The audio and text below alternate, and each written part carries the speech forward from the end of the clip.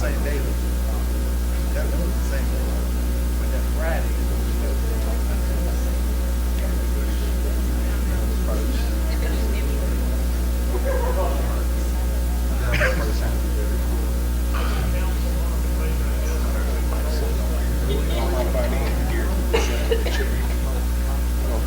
This is, they wanted to meet with us as early as 5:30.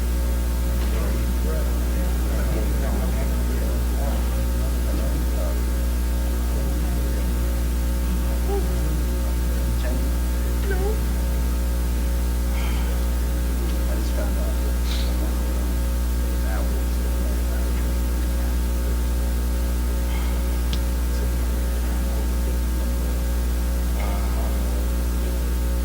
Well, I wanted to give us enough time to brief. This is gonna be a family guy.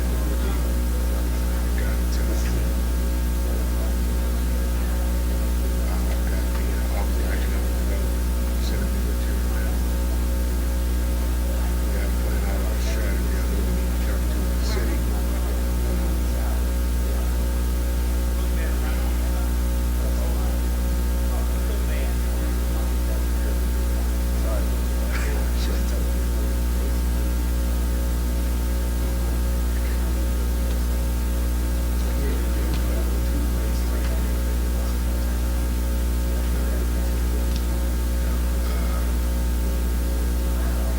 And the only one and a half an hour meeting, and that's not going to be enough time to do anything. So I think it's going to be next week.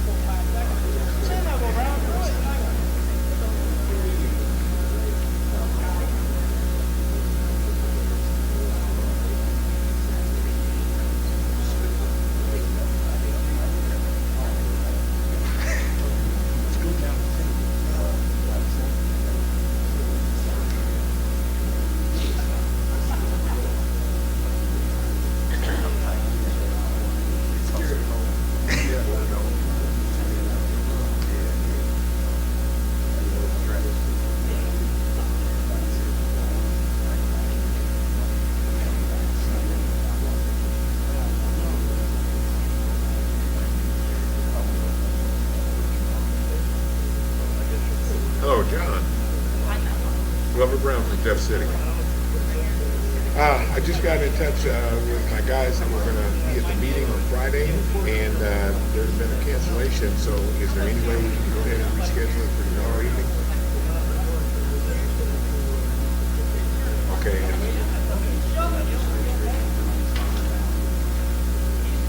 Okay, so tentatively then tomorrow evening at 5:30. Okay, so, well, no, I tell you what, call me if it's confirmed for 5:30. All right, I appreciate it. Thank you.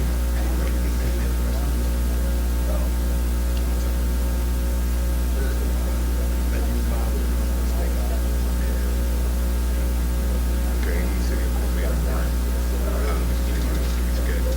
Now, this is just a little overview of everything that I do.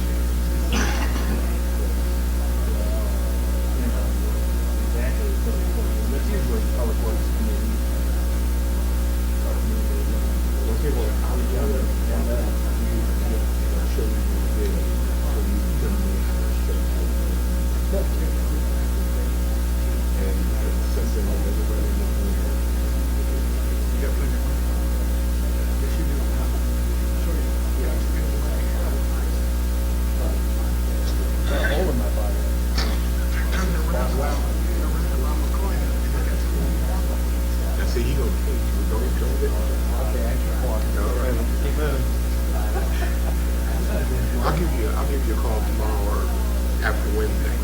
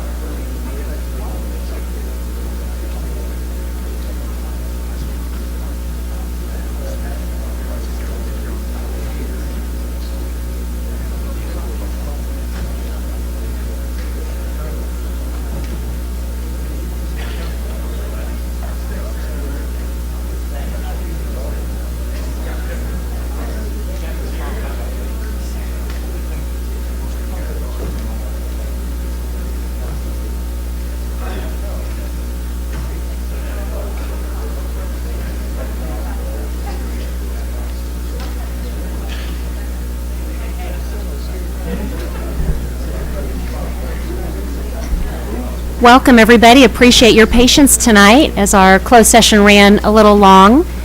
We have a prayer led by Councilwoman Laura Ward, followed by the Pledge of Allegiance.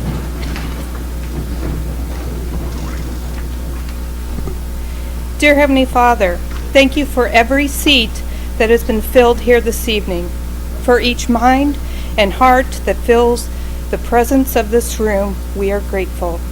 May we be mindful of the outcome of our decisions, and may our intentions align with the goodwill of all in our city. We ask that you protect our police, firefighters, EMTs, and military servicemen and women as they serve and protect us. We are thankful for their dedication and sacrifice to our city and country. May our decisions help to address the needs and issues that will keep both our citizens and emergency personnel safe. As we bid farewell to 2019, we are thankful for our many blessings, but we must also not forget the continued hardships weighing heavy on those who are still in need of affordable housing. We pray for the compassion, understanding, and strength to continue our tornado recovery efforts in this new year. Give us a spirit of service. Remind us that we are stewards of the entire city. Guide us to be the leaders our community needs and desires. In your name we pray. Amen. Allegiance to the flag of the United States of America and to the republic for which it stands, one nation under God, indivisible, with liberty and justice for all. Welcome. I'll now call to order the Monday, January 6, 2020 City Council meeting. Mrs. Donaldson, roll call, please. Fitzwater. Present. Graham. Here. Hensley. Present. Hussey. Here. Kimna. Here. Mahalovich. Here. Prather. Schreiber. Ward. Here. Wiseman. Present. Item 3, I'll entertain a motion for adoption of the agenda by adding item 7D, which is a taxi update. So moved. Any further discussion? All in favor say aye. Aye. Any opposed? Motion passes. Item 4, miscellaneous agenda items. We have a census update. I'd like to welcome Katrina to the podium.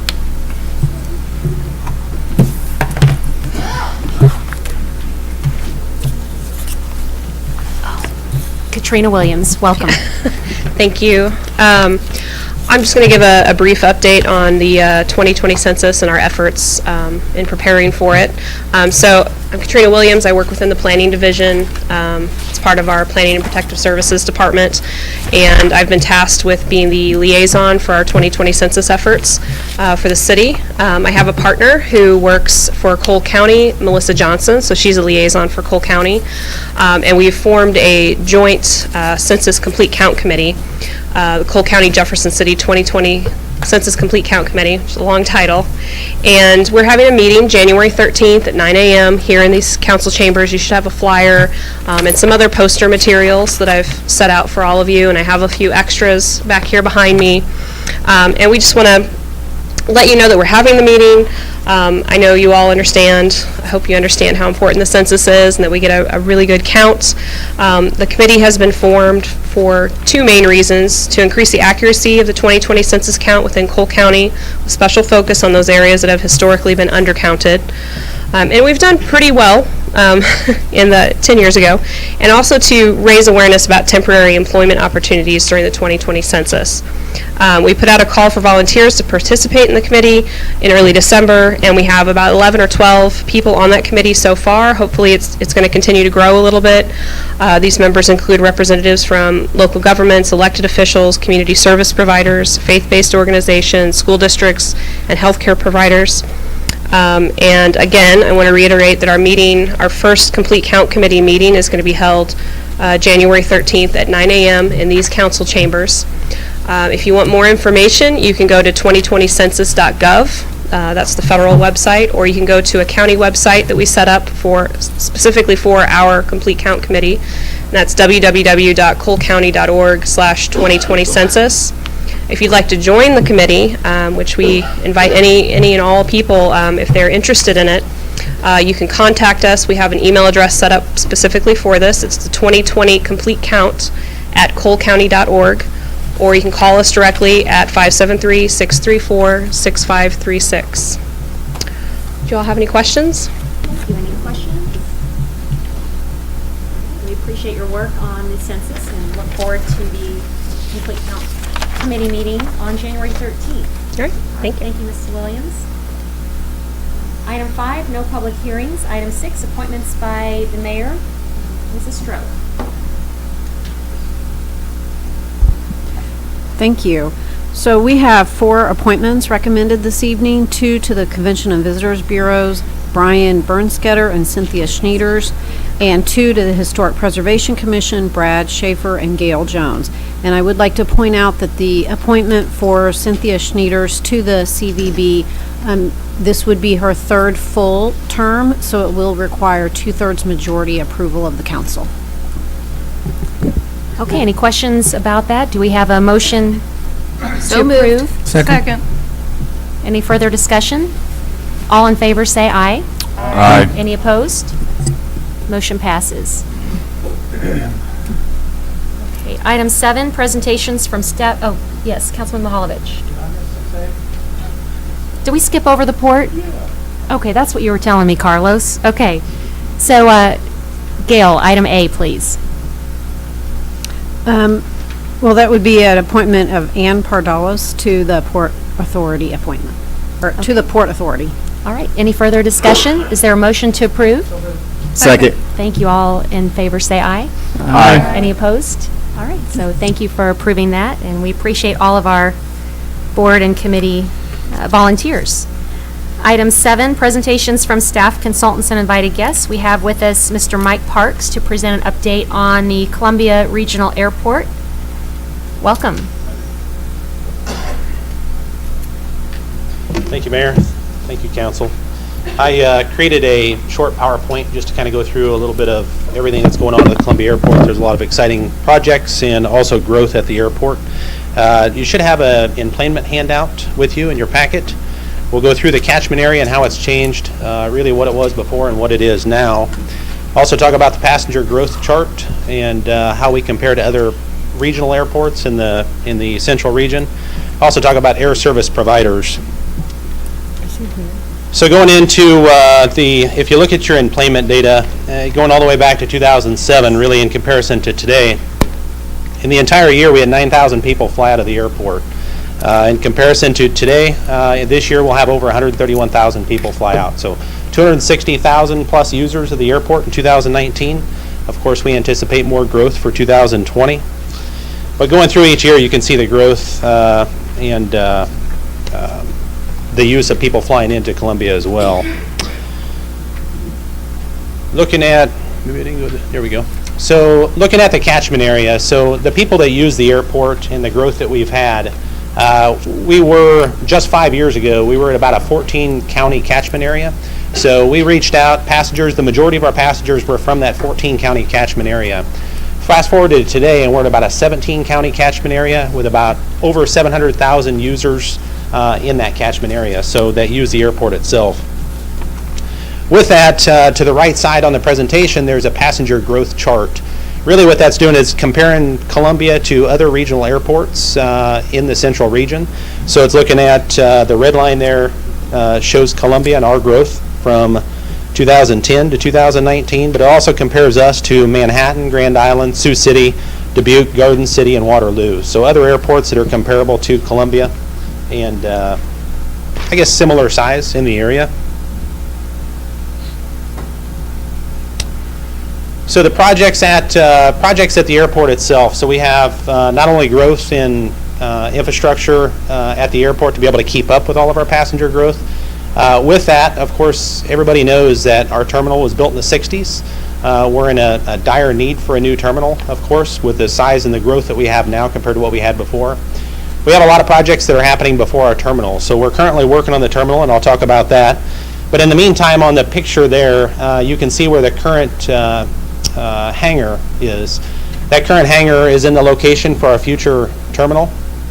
So our current project is we bid out a new hangar. We'll be relocating that hangar to the north end of the field. In that location where the current hangar is at, that'll be demolished, and then that'll be the location of our future terminal. So in comparison to size, it's kind of hard to see up there, but in comparison to size, our current terminal is about 16,000 square feet. Our new terminal is expected to be just a little bit over 60,000 square feet, so about 4 times the size. The other projects that we have really in preparation for the terminal to be completed, we also have, if you've been in the area, we've relocated a county highway up there to the east. With that moving to the east, that'll allow for the extension of our primary runway. The primary runway will go from 6,500 feet to 7,400 feet, which will allow for larger aircraft, possibly cargo aircraft in the future, and things like that, increased landing distance and takeoff distance. We also have we also are building a new taxi lane up north and a new apron for the hangar itself that we're building up there. And everything should be completed about the end of 2021, just right before the terminal project itself. So talking about the timeline of the terminal, we have a large amount of interest in building the terminal. Of course, I said it's about 4 times the size of our current facility. We issued a letter of interest on October 18th, and with that letter of interest, we had 10 companies, 10 teams come forward with an interest in our terminal. The RFQ was issued on November 8th, and we ended up with 8 companies that ended up with the RFQ, and we had a meet and greet for a DBE interest and so forth. And with that, we have narrowed it down to 7. So we actually have a meeting on Wednesday. Our selection team is going to meet on Wednesday and go over all the RFQs that have been submitted. So it'll be those 7 teams that we'll be looking over. And the sealed price proposals will be opened up in May, and we anticipate bringing the award to the Airport Advisory Board first on June 1st is what we intend to do. We'll bring it to the Advisory Board before the City Council meeting on June 1st is what we intend to do. So it'll be a 3-phased approach with our new terminal. It's a $20 million first phase, and then we'll move into the subsequent phases after that. So with that said, we have a lot of meetings and try to get a lot of public input about the terminal. Air service, really anything to do with the airport. So we have the 3rd Thursday of each month, we have an airport meeting. We ask the public to come in. There's no presentation. We come in, anyone wants to ask questions about air service that we have, or the terminal or any other capital projects that we have, we invite them into the Walton building at 300 West Broadway. And of course, we also like to go to other communities. So we come down here to Jefferson City, all the other surrounding communities in that catchment area to talk to everyone. But with that, we appreciate your partnership. I try to go through there pretty fast, but we appreciate your partnership and appreciate the opportunity to come up here or come down here and give you an update on the happenings at the airport. So, Great. Thank you, Mr. Parks, for that informative update. And the Columbia Regional Airport is such an asset to Mid-Missouri and especially to Jefferson City, so we appreciate hearing the latest report on that. Does council have any questions or comments? Councilman Mahalovich? I currently serve as a liaison appointed by the mayor, so in a quick 4 months, you all can, if you'd like to travel to Columbia every other, one Wednesday a month for the advisory, it's real informative, and they treat us well up there. They do. That's great, and we appreciate your service on that commission. Councilman Fitzwater? I just had a couple of questions, and I did want to say that I account for about 8 of those increases. I finally moved my air travel there. I found it very pleasant. The short drive is very nice. So I'm looking forward to the new terminal. The terminal, it doesn't look like it has the overhead ramps or the enclosed ramps, so will the process be similar to what you currently have as far as boarding the planes? So the new terminal will have boarding bridges. We'll have 3 jet bridges on open. So you will have, so they just don't show up on the drawing, or did I miss it? It really didn't. It just depict the box, but the box okay, itself so where the terminal will be. But yeah, nice. there'll be 3 jet bridges, so you won't have to walk outdoors anymore to the airplane. So. And the second question, you may not be able to answer it. Are there any other airlines being considered now? So I think that's a great question. We're always talking to airlines. So we go down in March every year. We talk to their current airlines, so American and United. We talk to them about their current flights, about expanding their flights that they already have. We also really talk to additional airlines and talk to low-cost carriers, and talk to the current. So with that said, there's no announcements. But I think there's always interest in expanding the flights that we have in future destinations. So I think with the new terminal, it'll be a lot more, the options will be a lot more available to Columbia, I would say, with more room. So related to that, will the current airlines maybe expand the number of flights in here? Is that what is a possibility? I think that's always a possibility, yeah, with more room. So they have flights to Chicago, Denver, and Dallas now. Every single one of those flights is doing really well.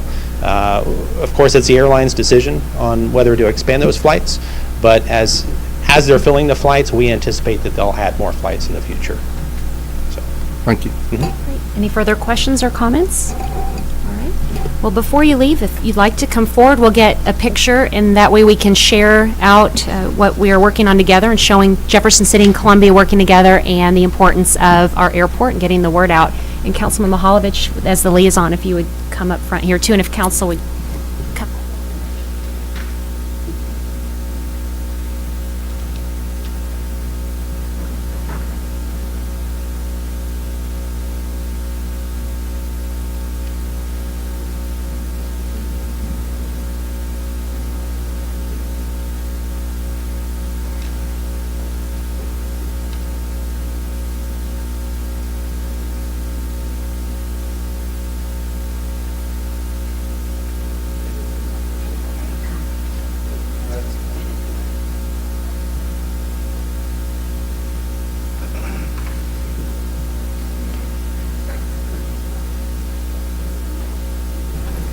It might be worth noting that Mike was the only one that said he could make it for the last council meeting we canceled. He actually said he could, yes, that's dedication.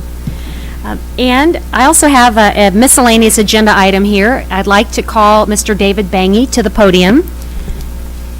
And as you might have recently heard, that David he accomplished riding 8,000 plus bike miles.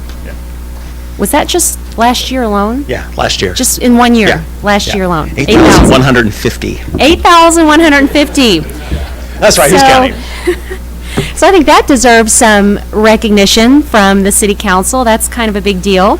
So I have some things to mention here. From a city perspective, David, our city engineer, has so much firsthand knowledge of biking that he translates that into the city's bike and pedestrian infrastructure, such as the design of our bike lanes, sidewalks, and greenways. I know you were instrumental in that. Thanks. David is truly the region's expert on bicycle infrastructure design. David also uses his free time to promote bicycling in the community. He is a certified bicycle instructor and has hosted multiple events to impart his knowledge to others. He organizes bicycle rides for all levels of users. He started and leads Bicycle Club at Helias High School. He has organized and led bike rides for the city's wellness program and bike share programs. David has overseen the design of essentially all of the city's on-street and shared-use bike lanes and much of the city's greenway and sidewalk design construction that has occurred since he began work at the city in 2003. Through his efforts, the city received recognition as a bicycle-friendly community bronze level from the League of American Cyclists. Because of his efforts, the city can successfully compete for events like the upcoming Boondoggle Bicycle event that will be coming to our town this next summer, whatever that is, and draws many visitors from the city, from the Katy Trail. The city has approximately 15 miles of greenway and 10 miles of signs striped on bike lanes. So 8,000 plus miles, that is quite an accomplishment in 1 year, and I think that deserves some congratulations. So tell us a little bit about what inspires you to ride every day. Oh my goodness, what it is kind of a daily commitment. I mean, to get to 8,000, it's, it starts off with about 30-ish miles a day, but I don't know, it started off 10 years ago with just, trying to be a bit healthier, and then it's just really neat how, those two things, the bicycling and what I do here at the city sort of combine together. It's just really kind of a neat thing to be able to enjoy both of those things kind of simultaneously and how they work together. So just really neat. It's really neat to see, you're a part of the community when you're out there on a bike. It's really neat. To see people out on the Greenway Trail and you have the chance to say hello to them, rather than passing them by quickly in a car.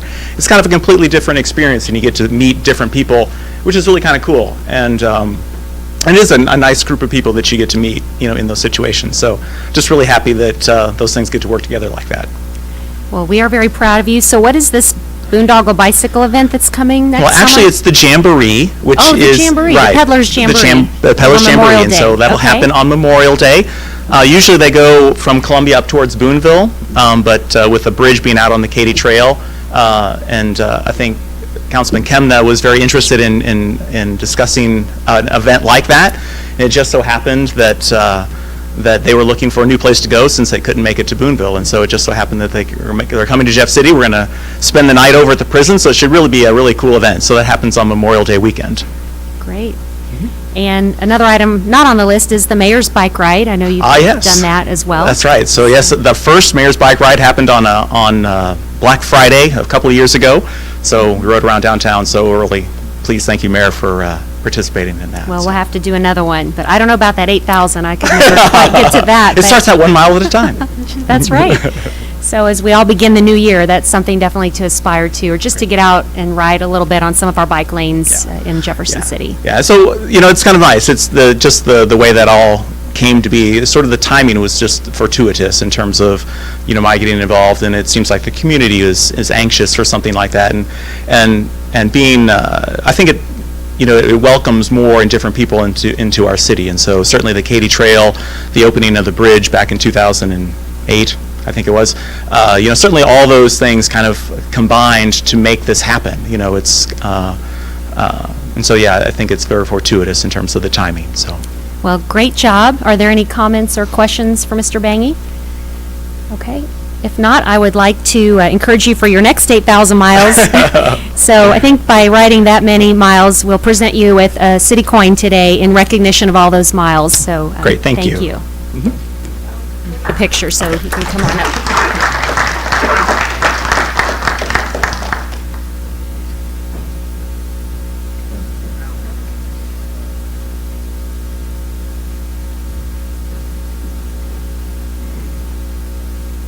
Gave me a ride on his bike once.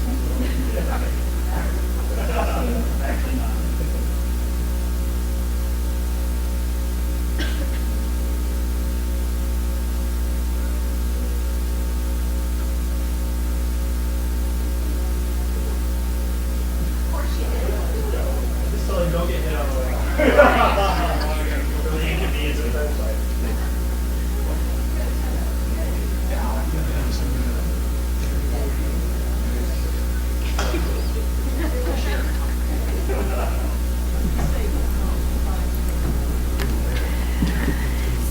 Okay, item 7B, Diane Gillespie is going to present the Jefferson City Convention and Visitors Bureau 2020 budget. Welcome, Mrs. Gillespie. Thank you very much. So you all should have the budget in front of you, and I'm looking on the one that has the 2019 and the proposed 2020 budget, the comparison form. I don't know which, I sent both of them to you all.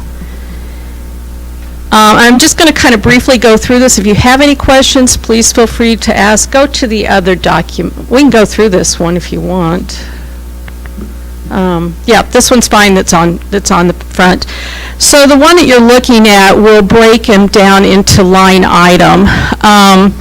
So this is all of our revenue items that are coming in, revenue money. The room tax is at $519,000. That is a 2% increase over this year's budget.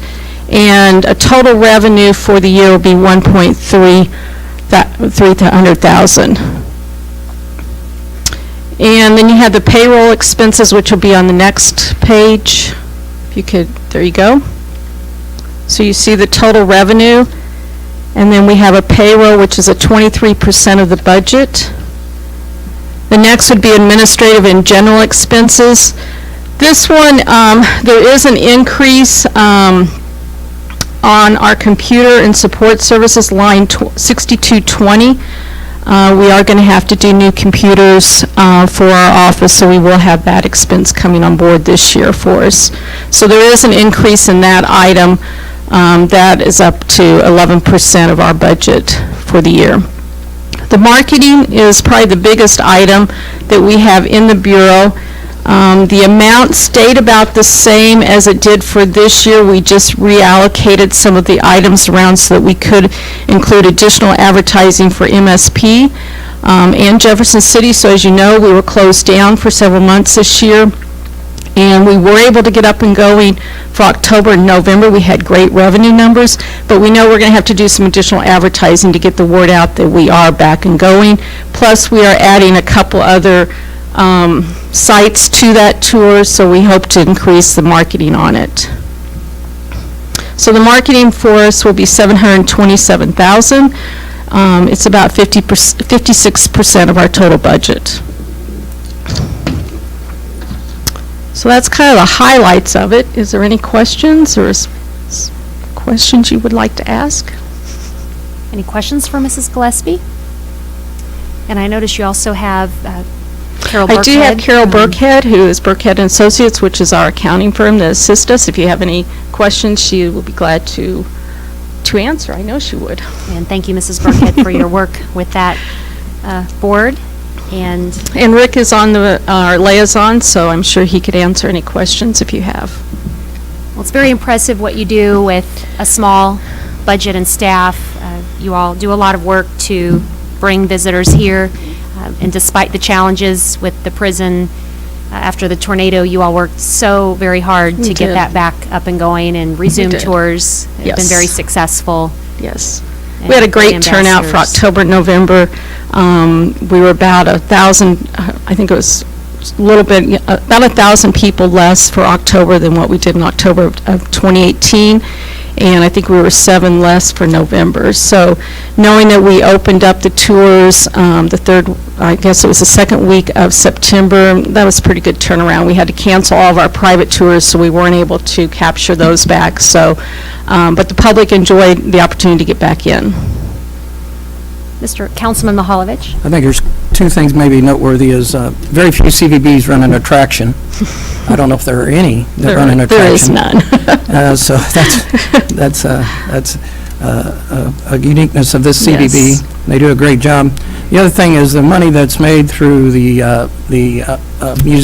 tours and the MSP grounds gets plowed right back into that facility, and there's a significant amount of dollars that go from those revenues back into the facilities for roof repairs now. Yes. And other site improvements. Correct.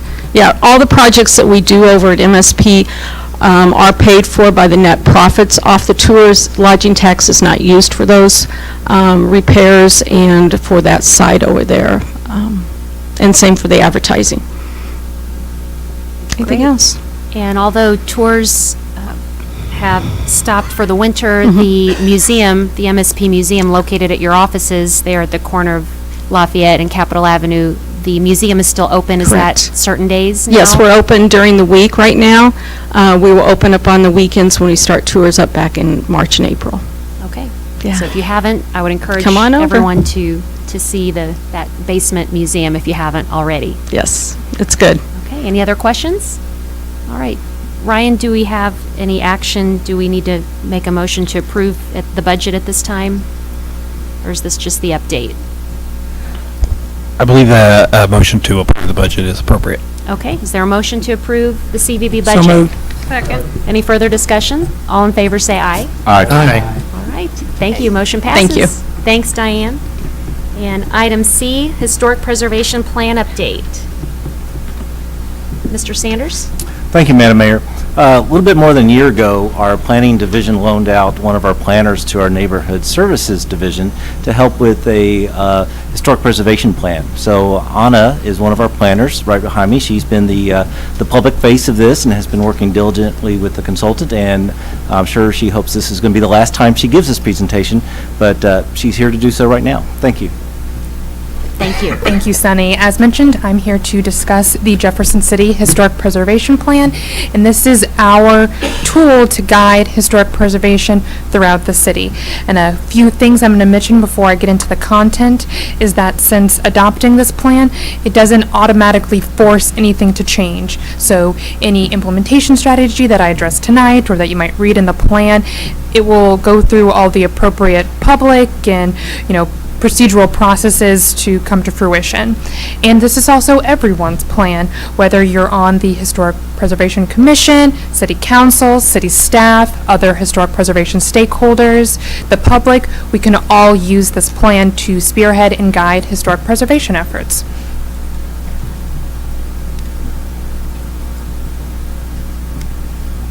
Sorry.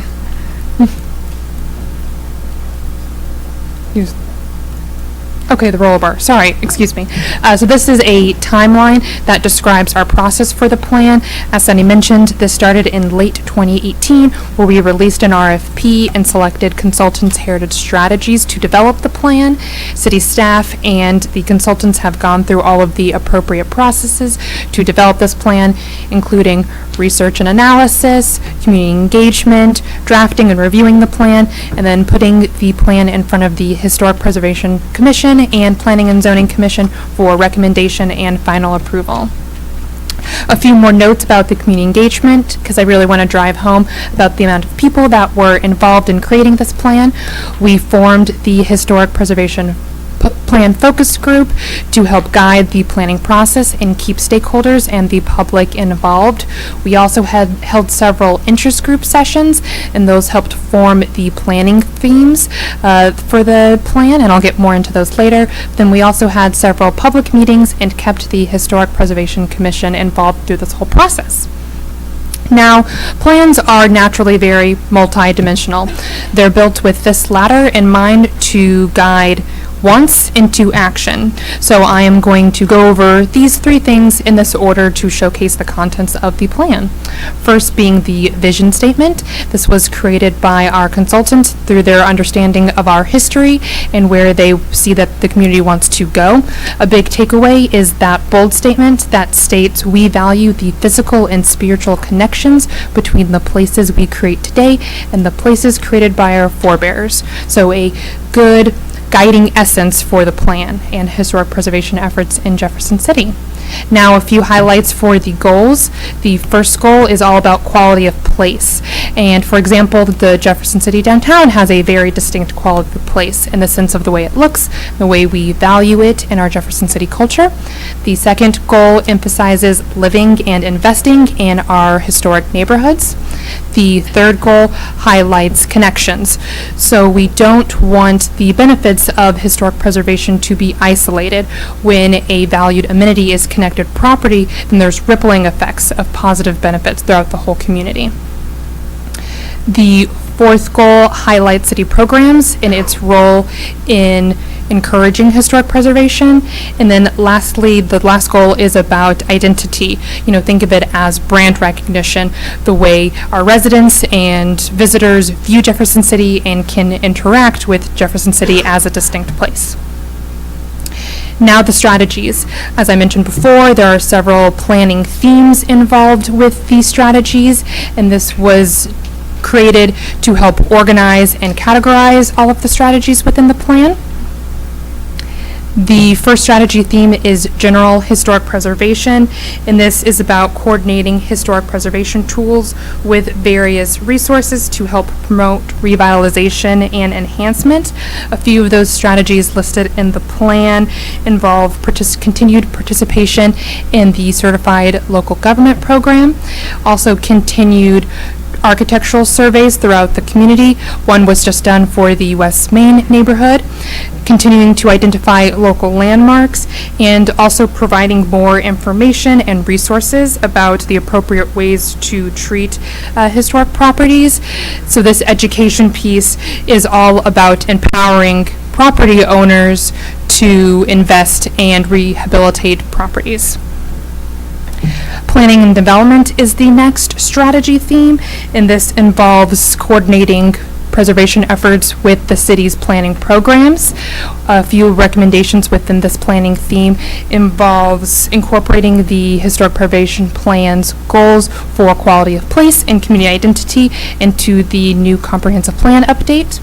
Also strengthening parks, trails, greenway systems in Jefferson City.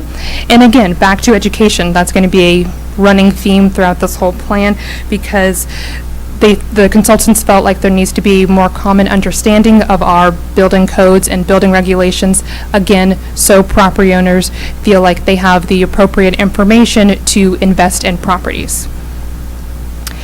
Next strategy theme is commercial centers and how those are significant for economic development. A few strategies within that theme involve strengthening the Main Street approach. Oh, I apologize. The plan also recommends that the downtown area has an overlay district similar to what Capitol Avenue has, and that a multi-site CID be developed. And this would encompass a whole bunch of our small historic nodes throughout the city.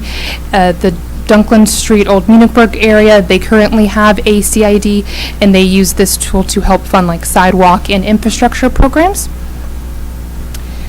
The fourth strategy theme is historic neighborhoods, how our historic neighborhoods will be the center for distinctively attractive and living spaces. A few of the recommendations within that section involve developing neighborhood associations and design guidelines. Back to education, so that a neighborhood, they can feel connected to each other and their physical surroundings, and then empower each other through design guidelines to help maintain a certain standard of look for their neighborhood.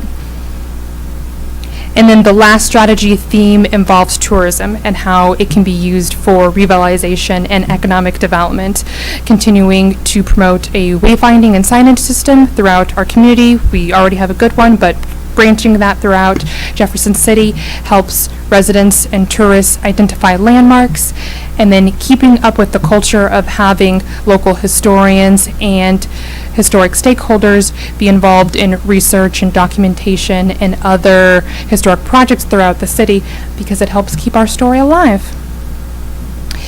So the Historic Preservation Commission, they adopted this plan on October 22nd, and they seemed very excited to incorporate some of the strategies identified in the plan into sort of like their work plan moving forward with years of service.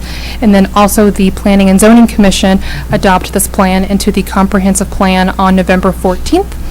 All of this information will stay relevant as we update the comprehensive plan this year.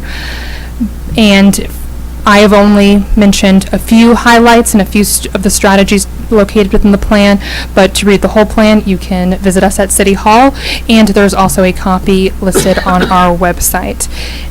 Overall, it's really nice that we have this tool here in Jefferson City to guide future historic preservation efforts, and I want to thank everyone who's been involved through this long process.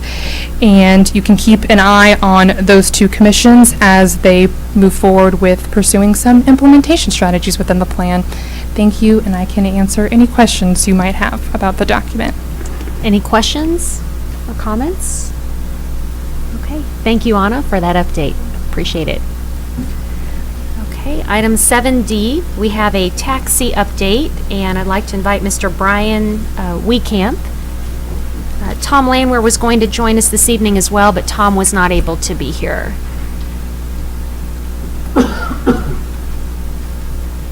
Councilman Mahalovich is coming over to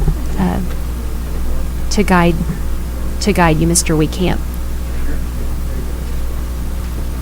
Welcome.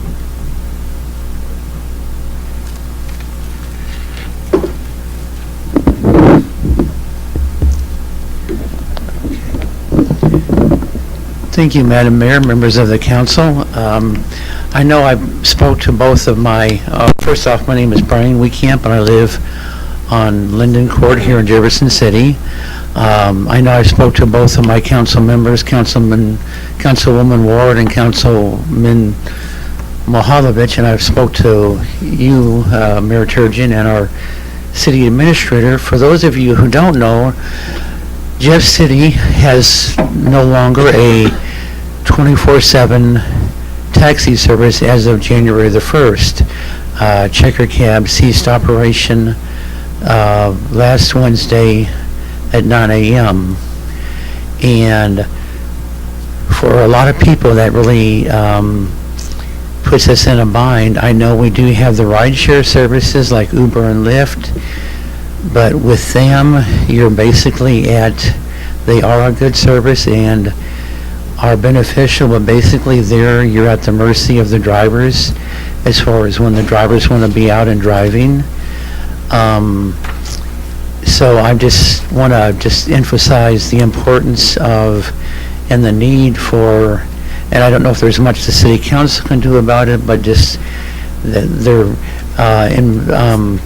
need for 24/7 service in town, because you have a lot of people who don't drive for whatever reason, who might work early mornings, go to work at maybe 5 or 6 o'clock, or work the late shift, or at night or weekends when the buses don't run, need to use a taxi service. And of course, then again, you have when the bars close at 1:30 in the morning, getting those patrons home safely that maybe have had too much to drink. For an example, a couple weeks ago, I was in town and I went to through the Lyft app to get a Lyft to go home. And this was mid-December, about 2:30 in the afternoon, and there were no Lyft drivers out there to accept my call, so I had to wound up calling Checker Cab to get back home. And had it not been for Checker Cab working, I would have really just been stranded. So I just want to just emphasize the need that there is a need out there for us who don't drive for 24/7 rideshare service here in town. Thank you, Mr. Weekamp. Councilman Mahalovich? Thank you for your efforts to be here. It's not, I know it's not easy to be here and wait through our deliberations. You bring about a concern, I think, that all the concern that is cab service required by our city. Is your mic on? Oh, it was. A cab service required by our city requires several stipulations. One is that the vetting of the drivers are done by our police chief.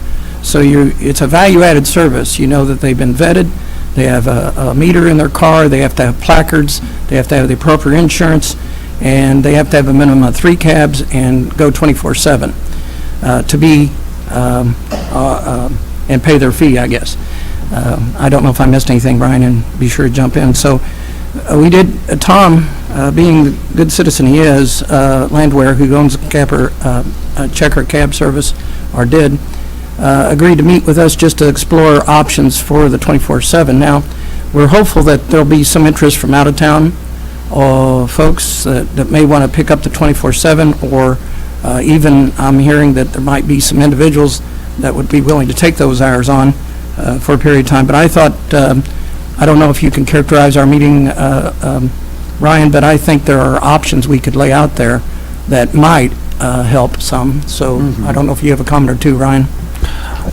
I think that it's fair to say that the city staff is looking at options at what we can do to attract an additional taxi service to Jefferson City. Of course, we can't force anyone to provide that service and open a business in Jefferson City, but we're looking through our regulations and working with Mr. Landwehr on perhaps identifying a successor to come into town. And so I believe that I've been apprised of the importance of this type of service, and we're working to find an appropriate solution. Councilman Graham? Certainly, Mr. Weekamp, thank you for being here. I totally agree with you that that is a need that's most needed here in the city of Jefferson. Not everyone has a credit card to actually put in for Uber and Lyft. Not everyone have the accessibility to have a smartphone. Some people still have flip phones in which you cannot download the apps. I hope that someone seriously picks this up, and I also hope that city staff can embrace someone who wants to pick this up and not make it a hindrance and burden, but can work with them to make it a reality. This is something that's most definitely needed in our community. A lot of us who are sitting in this room and sitting around in this chamber we have cars. We can go to place. But if we want to be citizen concerned, we must address the issue as relates to not having a taxi service here in Jeff City. So I pray that someone picks that up, and I also hope that our city staff can work with whoever that may be. 'Cause I know that we tried to have someone in the past, several years ago, to also bring in or do a taxi cab service, and from what they told me, it was a hindrance, and they were not able to come in back then. I'm just hopeful that someone picks it up, because this is most definitely a need for those individuals who do not have credit cards, who cannot afford to just pick up the phone and say, take me to work at 2 or 3 o'clock in the morning. So certainly I'm with you, and I'll be willing to have any discussion with anybody as relates to opening up that much needed service here in Jefferson City. So thank you for being here. Thank you. Thank you, and I'm glad to hear there are potential options that are being discussed. Anything else, Councilman Mahalovich? Or- Okay. Thank you, Mr. Weekamp, for being here. And Councilman Mahalovich is on his way, too. Okay. Thank you. Item 8, announcements by mayor, council, and staff. Do we have any announcements for our committees? No announcements? I'll ask, so we have Public Works and Planning. Is that still on schedule for Thursday at 7:30? We're hopeful to have it on Thursday still. I don't know if Ken has it. I think 4 of the 5 can make it at 7:30. I'll visit with Councilman Fitzwater after the meeting and just figure out if. Okay. So I think we're on schedule for 7:30, but when do we have to post? We probably ought to post it tomorrow and get our agenda out. So if you want to announce it's at 7:30 today, then we can certainly do that tomorrow, mid-morning. Okay, well, we'll meet at 7:30, and then Councilman Fitzwater may be joining us late for the meeting. Okay. Any other announcements on standing committees? Any other council announcements? Councilman Fitzwater? Just wanted to recognize that I'm sitting by Senator number 78667 from the United States JC Senate. So I think that's quite an honor for all the work that Councilwoman Wiseman has done for the JCs, and I think we ought to recognize that. Well, thank you. congratulations.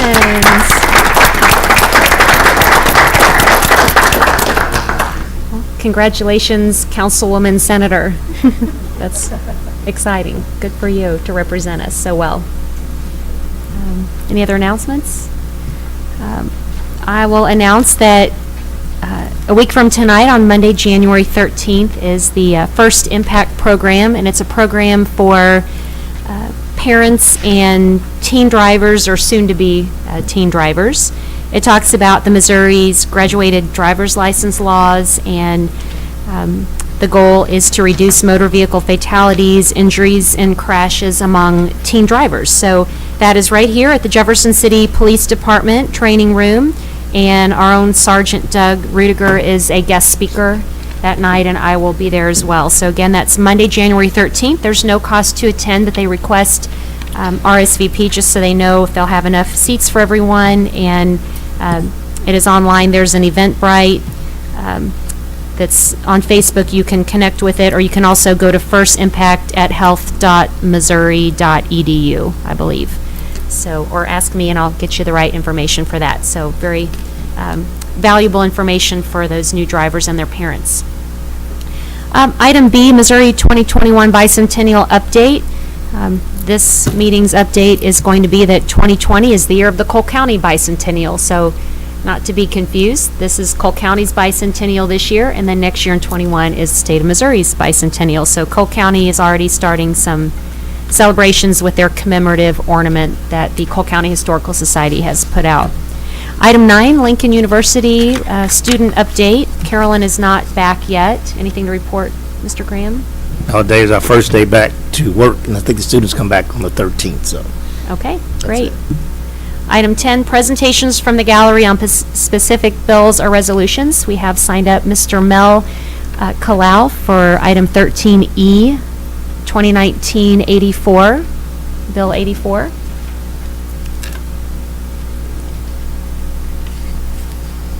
Welcome. Thank you. Mayor. I have a short statement because I'm not a very good speaker, but being a new resident here, only 6 years, I've noticed that things are good. Steve and I work on a few problems once in a while, and they're resolved. The problem that he and I talked most recently about is the buildings that are, I see on the possibility of going to be handled at tonight's meeting.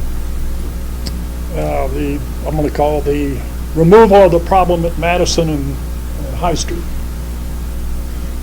And so I just want to say that, it's not there, it's here, that I don't think anybody here is pleased that it's been 18 months and this problem is still staring us in the face every day.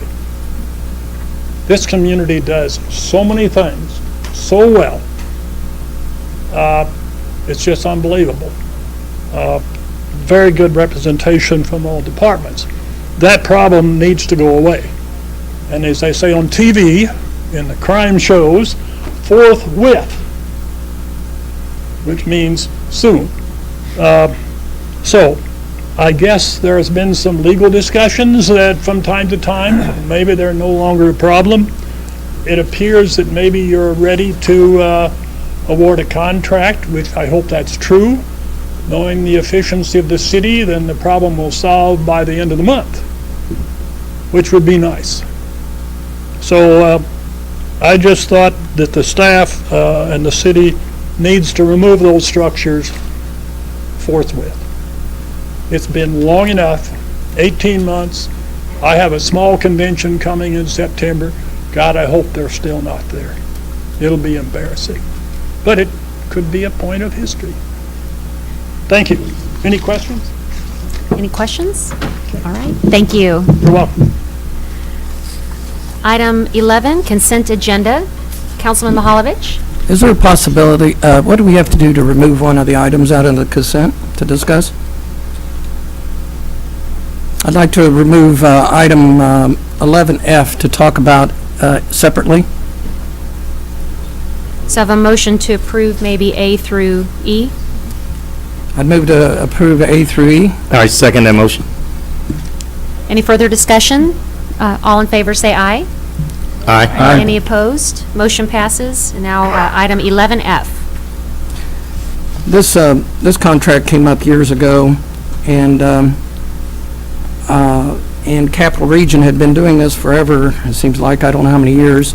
Then all of a sudden, we have this St. Louis group shows up, and I just think if you're having an employee assistance program, and you have all these providers that are handy and at Capital Region, we should continue that. Also, the nature of a employee assistance program is they get kind of bonded with their care providers. And I think you're going to disrupt this care providing system. You're going to an outside company in St. Louis, and Capital Region has been a very good partner throughout the years. So I'd move that we go to maintain Capital Region as opposed to going to a different group out of St. Louis for this employee assistance program.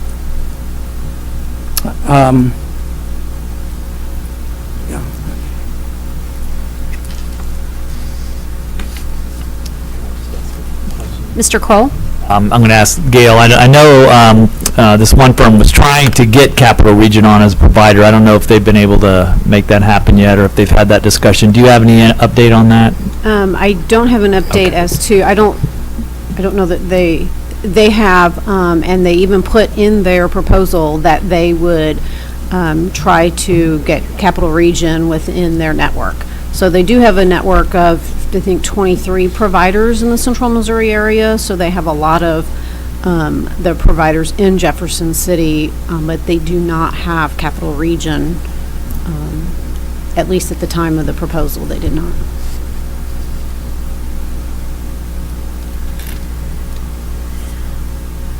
So Councilman Mahalovich, was that a motion to, what was Yes, your motion? the motion is to approve the employee assistance program by Capital Region of Jefferson City.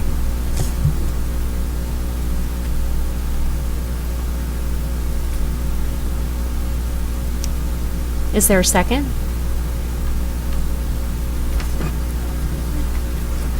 You second?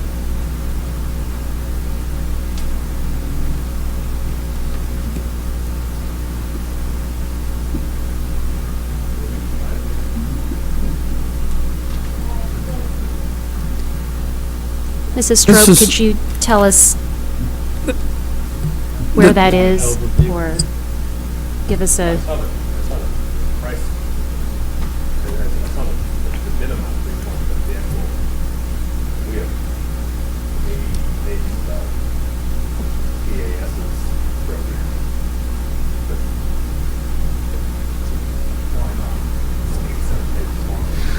Well, Ms. Stroke could probably explain a little bit about PAS program, how that would work, if that would be helpful. Is that what you're, no?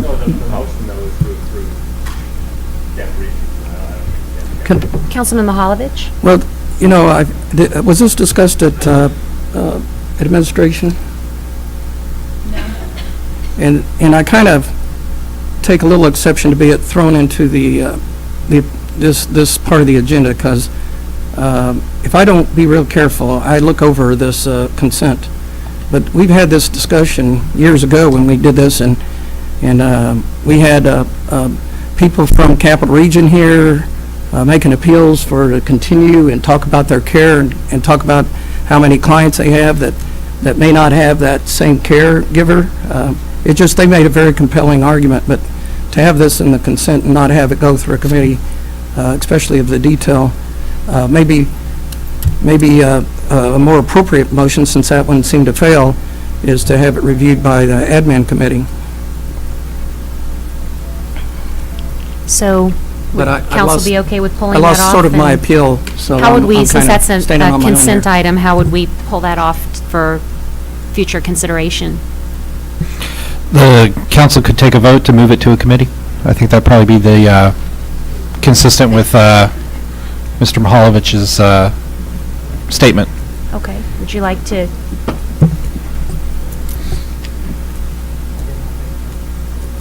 Okay, so there's a motion on the floor with no second, so do you want to make a motion to take this to admin? I feel uncomfortable doing that. I think the chair of the admin needs to be sold on that being an item that they'd want to take up in admin Or people from that committee. Councilwoman Wiseman? I don't have a problem taking it up in admin, so my lack of motion is not for that. It's just, I think last time we discussed it in a consent agenda format, because I believe I was on council, I think it was 3 years ago that we discussed this, because I think Councilman Hussey had a question about why it was awarded to PAS instead of Capital Region. So I'm not sure that I'm opposed to just voting on that tonight. Councilman Graham? I know I totally agree with you, Councilman Mahalovic. The only reason why I'm not going to second it is because I serve as the Vice President for the Board of Directors for Cap Region Hospital, so I would not be voting on this. That's the only reason why I'm not seconding your motion.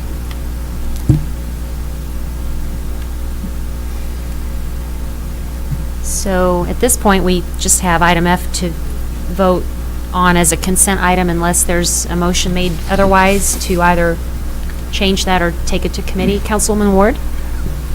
Besides the cost, the difference in the cost, what was the reasoning for that choice? It is the service, have you been having problems with current service? Yeah, no, we definitely have not had any problems with the current service with Capital Region. I think some of the other reasons, though, that did stand out for PAS is that they are available 24 hours a day. So if employees are having problems at 2 in the morning and they need advice, they can call. There's a number they can call 24/7, and they can get help from a licensed counselor over the telephone 24/7. Then they can then get in-person appointments scheduled with any of the local providers. So all services, face-to-face services would still take place in Central Missouri area. but it adds that 24/7 opportunity for people to seek help. Currently, if somebody does need help outside regular business hours, their only option is to go to the emergency room. And then the other benefit that they offer is that it does give the employees flexibility of where they want to go. So we have, sometimes employees prefer to go somewhere else. And the current option is only one option. It's just one location. So if they know somebody that works there, or, for whatever reason, they just are not comfortable going to that location, they don't have any other options. So this is an option where employees can talk with somebody through PAS and get an appointment scheduled at a location that they're comfortable with. So obviously then services would still be rendered in the central Missouri area, so they're still getting the business locally. They would just be getting paid through PAS rather than through us, if that makes sense. So what would council like to do?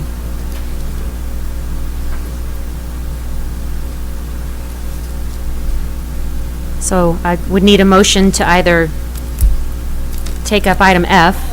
Yes, Councilwoman Ward. Do those providers include cap region, or did you say earlier there were no cap region in the selection of providers?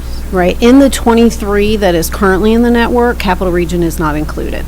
They did put in their proposal that if selected, that they would try to get Capital Region into their network.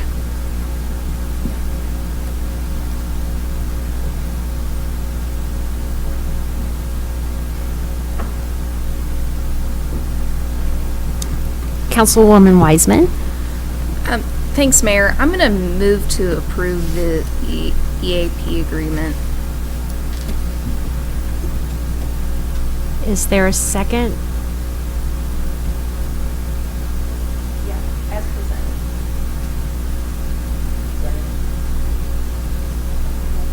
Any further discussion? Councilwoman Ward? What does city staff feel? Do you know? Has there been a survey? Has there been discussion? Are there complaints about not having the 24/7 service? Is that a need?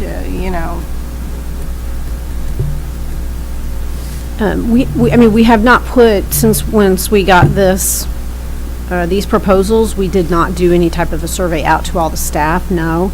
But we did have a committee made up of representatives of 4 different departments. And, the representatives from those departments definitely felt strongly about that 24/7 option and the option of the flexibility as to where they want to go. None of that is anything against Capital Region, though. Of service. Any further questions or discussion? Councilman Mahalovich? How many or what percentage do our current employees take advantage of this EAP? Our utilization typically is about 6 to 8% per year. Like that utilization was going up, that we were hearing positive results and that there were more and more people availing them of the service. Has the usage been going up, down, or steady? It's stayed very steady over the years. Okay. And it seems to me that if 24-hour-a-day service was an important factor for our decision, our recommendation here, then we would have included that within the RFP to require that of all the vendors. That being an element that made it decided, does that mean that they were in the evaluation, others say they couldn't offer that, or they just had volunteered that would be a thing that they would have? It was one of the questions in the proposal asked about availability. So it was not made as a requirement. Thank you. Councilman Fitzwater? In your discussions with them, were you pretty confident that they were interested in legitimately pursuing Capital Regional as a partner? Yes, I felt very comfortable about that. Thank you. Councilman Hussey? And can I ask, this gets into the weeds. This is an employee assistance program that an employee has so many sessions they're permitted to use within a year, correct? That's included. If an employee was desiring to seek counseling services and needed further, counseling sessions, is that something covered under our health insurance program already? And at that point in time, would that employee have the ability to seek those services at Capital Region separate from the EAP program? Yes, they would. So the health insurance plan does include those services. It would just be subject to deductible and copay. And yes, then they could use the network, and the health insurance is a much broader network. Okay. So it's not as though we are restricting employees from continuing to see a counselor or receive services from Capital Region under the benefits package that's offered by the city. It's just a change here. And I think this came, was it 3 years ago, or was it even further back when we discussed? I feel like it's been 4 or 5 years. I think it has been 3 years. Okay. It's a long 3 years. And I think at that time, the PAS proposal was different, wasn't it? I felt like it wasn't as much one-on-one counseling sessions local with the network of providers. The concern was that the opportunity for local was not, I don't know if I'm wrong in that, but it felt like it was pushing it more towards phone and video as opposed to sitting face-to-face with somebody locally. Is that accurate, or am I just... No, I don't think that that's really changed. Okay. Well, with that said, last time and I don't know, have the other entities that submitted proposals been informed that they were not selected or not recommended? No, they have not. Okay.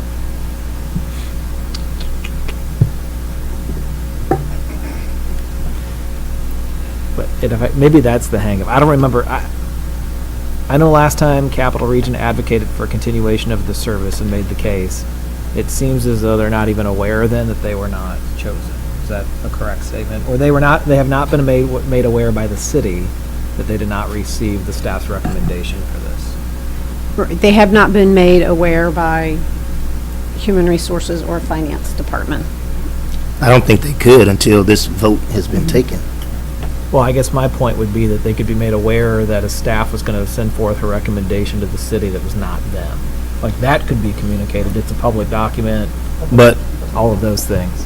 But if that was stated to Cap Region, for example, if a staff employee did say that, and then the actions by this body that makes it official says something opposite, then I think it puts mud in that staff person's face. So I hope they wouldn't do nothing like that. Well, I guess I disagree a little bit. Just, it's on the agenda, it's a public document. There's nothing that says that staff couldn't communicate to those other entities that put forth submissions to say, at Monday night's council meeting, the council's going to consider a staff's recommendation. But until it's been approved by this body, you could have 50 people named on that list. Mr. Kroll? Okay, Mr. We did have to get an extension with Capital Region for service, didn't we? So you had to... We did. Our contract with Capital Region runs through the end of February 29th, which was an extension. It was originally until December 31st. Councilman Mahalovich. One last question. So an individual that's seeking assistance from a counselor after February will have to choose a different counselor to seek assistance if they're a Capital Region. Right, not necessarily. It depends. I don't know what the process is and what the time frame would be in order for Capital Region to be added to the network. I don't know if Capital Region is willing to or wants to, so I can't speak to any of that. So it would all depend on what, if they were brought into the network or not.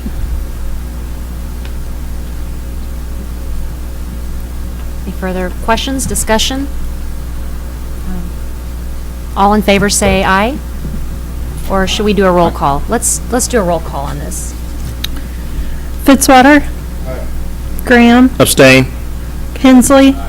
Hussey. Aye. Kimna. Aye. Mahalovich. Prather. Schreiber. Abstain. Ward. Aye. Wiseman. Aye. 6 ayes. Okay, motion passes. Before we do item 12, bills introduced, I did say that after 2 hours, we would take a 5-minute break, so keep going? Nobody needs a break? Okay. Sunny might. Okay. Never mind. Okay. Item 12, bills introduced, 2019-85. An ordinance of the City of Jefferson, Missouri, amending Chapter 19 by modifying Schedule A speed limits and Schedule D one-way roads to match existing signage. Mr. Marash? Thank you. This is a cleanup ordinance of our code for speed limits and one-way roads is discovered during some emergency service planning, so happy to answer any questions. Any questions? All right, thank you. Item 2019-86. An ordinance of the City of Jefferson, Missouri, amending Chapter 19 by modifying Schedule K school crosswalk and Schedule S loading zone to match proposed improvements in City County Project 32151 East High Street improvements for 2020. Mr. Marash? Thank you. And just as the clerk indicated, this is a cleanup to match our project on East High. Any questions? 2019-87. An ordinance of the City of Jefferson, Missouri, amending Chapter 19 by adding a time limit zone on the southeast side of the 600 block of Marshall Street. Mr. Marash? Thank you. This would add a 90-minute time limit zone to this area. There's a barber shop in the area that requested it. They went through transportation traffic and they recommend approval to the council. Any questions? 2019-88. An ordinance of the City of Jefferson, Missouri, amending Chapter 19 of the Code of the City of Jefferson by extending the parking restriction on the south side of Madeline Place. Mr. Marash? Thank you. This is somewhat of a cleanup, but there's a very narrow street, Madeline Place. It doesn't meet the standard for parking on two sides of the street, and so at the request of some property owners in that area, this would limit the parking to one side of the street. Any questions? 2019-89. An ordinance of the City of Jefferson, Missouri, authorizing the mayor and city clerk to execute an agreement with Cole County setting procedures for joint city and county capital improvement sales tax projects. Mr. Marash? Thank you. Another typical city-county agreement for a project, a joint project we're doing together, the East High Street project that we just actually mentioned. But that project would go from basically Locust out to McCarty Street, and it's going to be reconstructing the sidewalks on High Street and various things around it, such as retaining walls and curb and gutter, some sanitary sewer, stormwater, things of that nature. But anyway, this would be the agreement between the city and Cole County to come to terms on how it would be paid for. Any questions? 2019-90. An ordinance of the City of Jefferson, Missouri, authorizing the mayor and city clerk to execute a professional services agreement with Midwest ATC Service Incorporated for the purpose of providing air traffic control services at the Jefferson City Memorial Airport for the period of July 1, 2019 through June 30th, 2020. Mr. Marash? Thank you. As clerk indicated, our agreement with Midwest ATC, it's always late coming, obviously, so we're talking about started back in July, and it kind of runs through the federal government, but we pay about 18% in this contract of that service, which is roughly $91,000. That's in the city budget already. In the end, we also get a reimbursement of this cost through another grant, MoDOT grant, for around $50,000. Happy to answer any questions? 2019-91. An ordinance of the City of Jefferson, Missouri, submitting an amendment to the Charter of the City of Jefferson relating to prohibitions and incompatible offices to a vote of the citizens of the City of Jefferson. Mr. Molman? Thank you. This bill would place a ballot measure before the voters of Jefferson City at the April 7th, 2020 general municipal election. The question put before the voters would ask to amend the charter to make two changes to Article 12 of the charter. First change under Section 12.2 prohibitions would prohibit former council members and former mayors from accepting compensated appointed positions with the city until at least 2 years have passed since leaving office. The second prohibition, also in 12.2, would prohibit council members, the mayor, city administrator, city clerk, department directors and members of the Parks and Recreation Commission from also serving as publicly elected governing body members of other political subdivisions in statewide elected offices or in the Missouri General Assembly during their office term. This prohibition would not apply where such person is serving on governmental, other governmental positions in their role as a city official. So this would go at the April 7th general municipal election. Any questions? Councilman Hussey? Just for clarification, I think I heard on the first one you said 2 years after they leave office, but technically it's 2 years after the expiration of the term which they were elected. So, right, if I'm reading... Correct. That if a mayor were to resign 1 month or 1 year into her term of office, she has to wait 2 years after the completion of that 4-year term. Correct. Okay. Yeah, thank you. Any other questions, comments? 2019-92. An ordinance of the City of Jefferson, Missouri, submitting an amendment to the Charter of the City of Jefferson relating to residency requirements for the city administrator, city clerk, and city councilor to a vote of the citizens of the City of Jefferson. Mr. Molman. Thank you. This bill would submit to the voters of Jefferson City a change to the charter relating to residency requirements for the offices of city clerk, city administrator, and city councilor. What this would do would amend these various sections relating to these three offices such that all three offices would be required to have a residence within the city. If someone outside the city were hired, the people hired would have a 6-month grace period to relocate into the city after appointment, and then also provides that the city council can provide an additional 6-month period for that to take place. So essentially, if someone gets hired into the position, doesn't currently live in the city, they have 6 months to move in, or up to a year, but no more than a year if approved by the city council. Any questions? 2019-93. An ordinance of the City of Jefferson, Missouri, submitting an amendment to the Charter of the City of Jefferson relating to legislative proceedings to a vote of the citizens of the City of Jefferson. Mr. Molman. Thank you. So this bill would send to the voters of Jefferson City a amendment to the city charter relating to legislative procedures.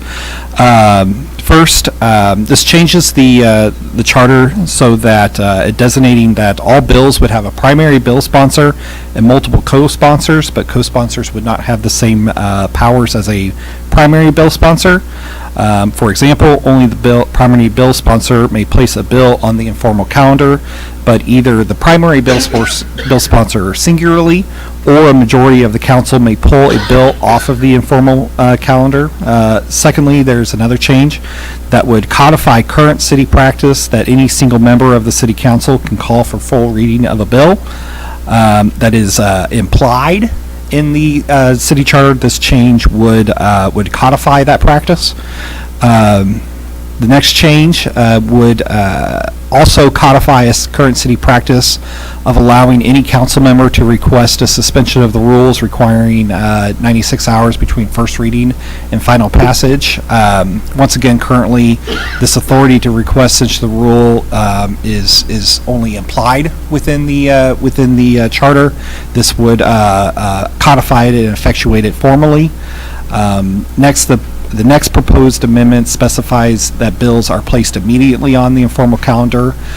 This is consistent with the current charter language that contemplates that bills placed on the formal calendar can be pulled off and disposed of in the same meeting. So generally, it is practice to wait until the next meeting until a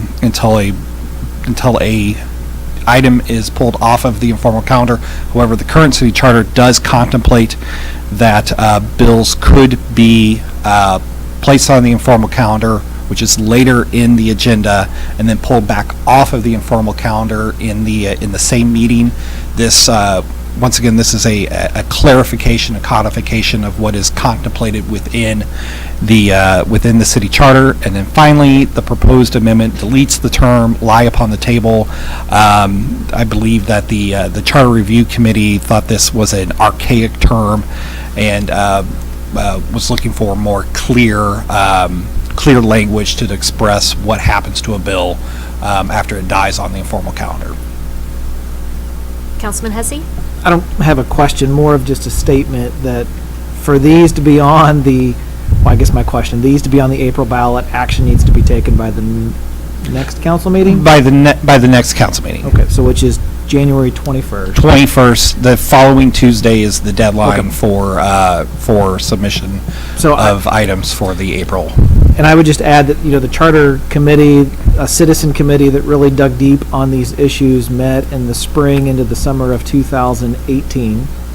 This body contemplated some of these. We placed some items on the ballot last April and made the decision to have a thorough review of these by the administration committee. So I would just urge my colleagues that there are 3 here on the bills introduced. I believe there's 1 on bills pending tonight. Really dig deep and take a look at these things before the next meeting so that,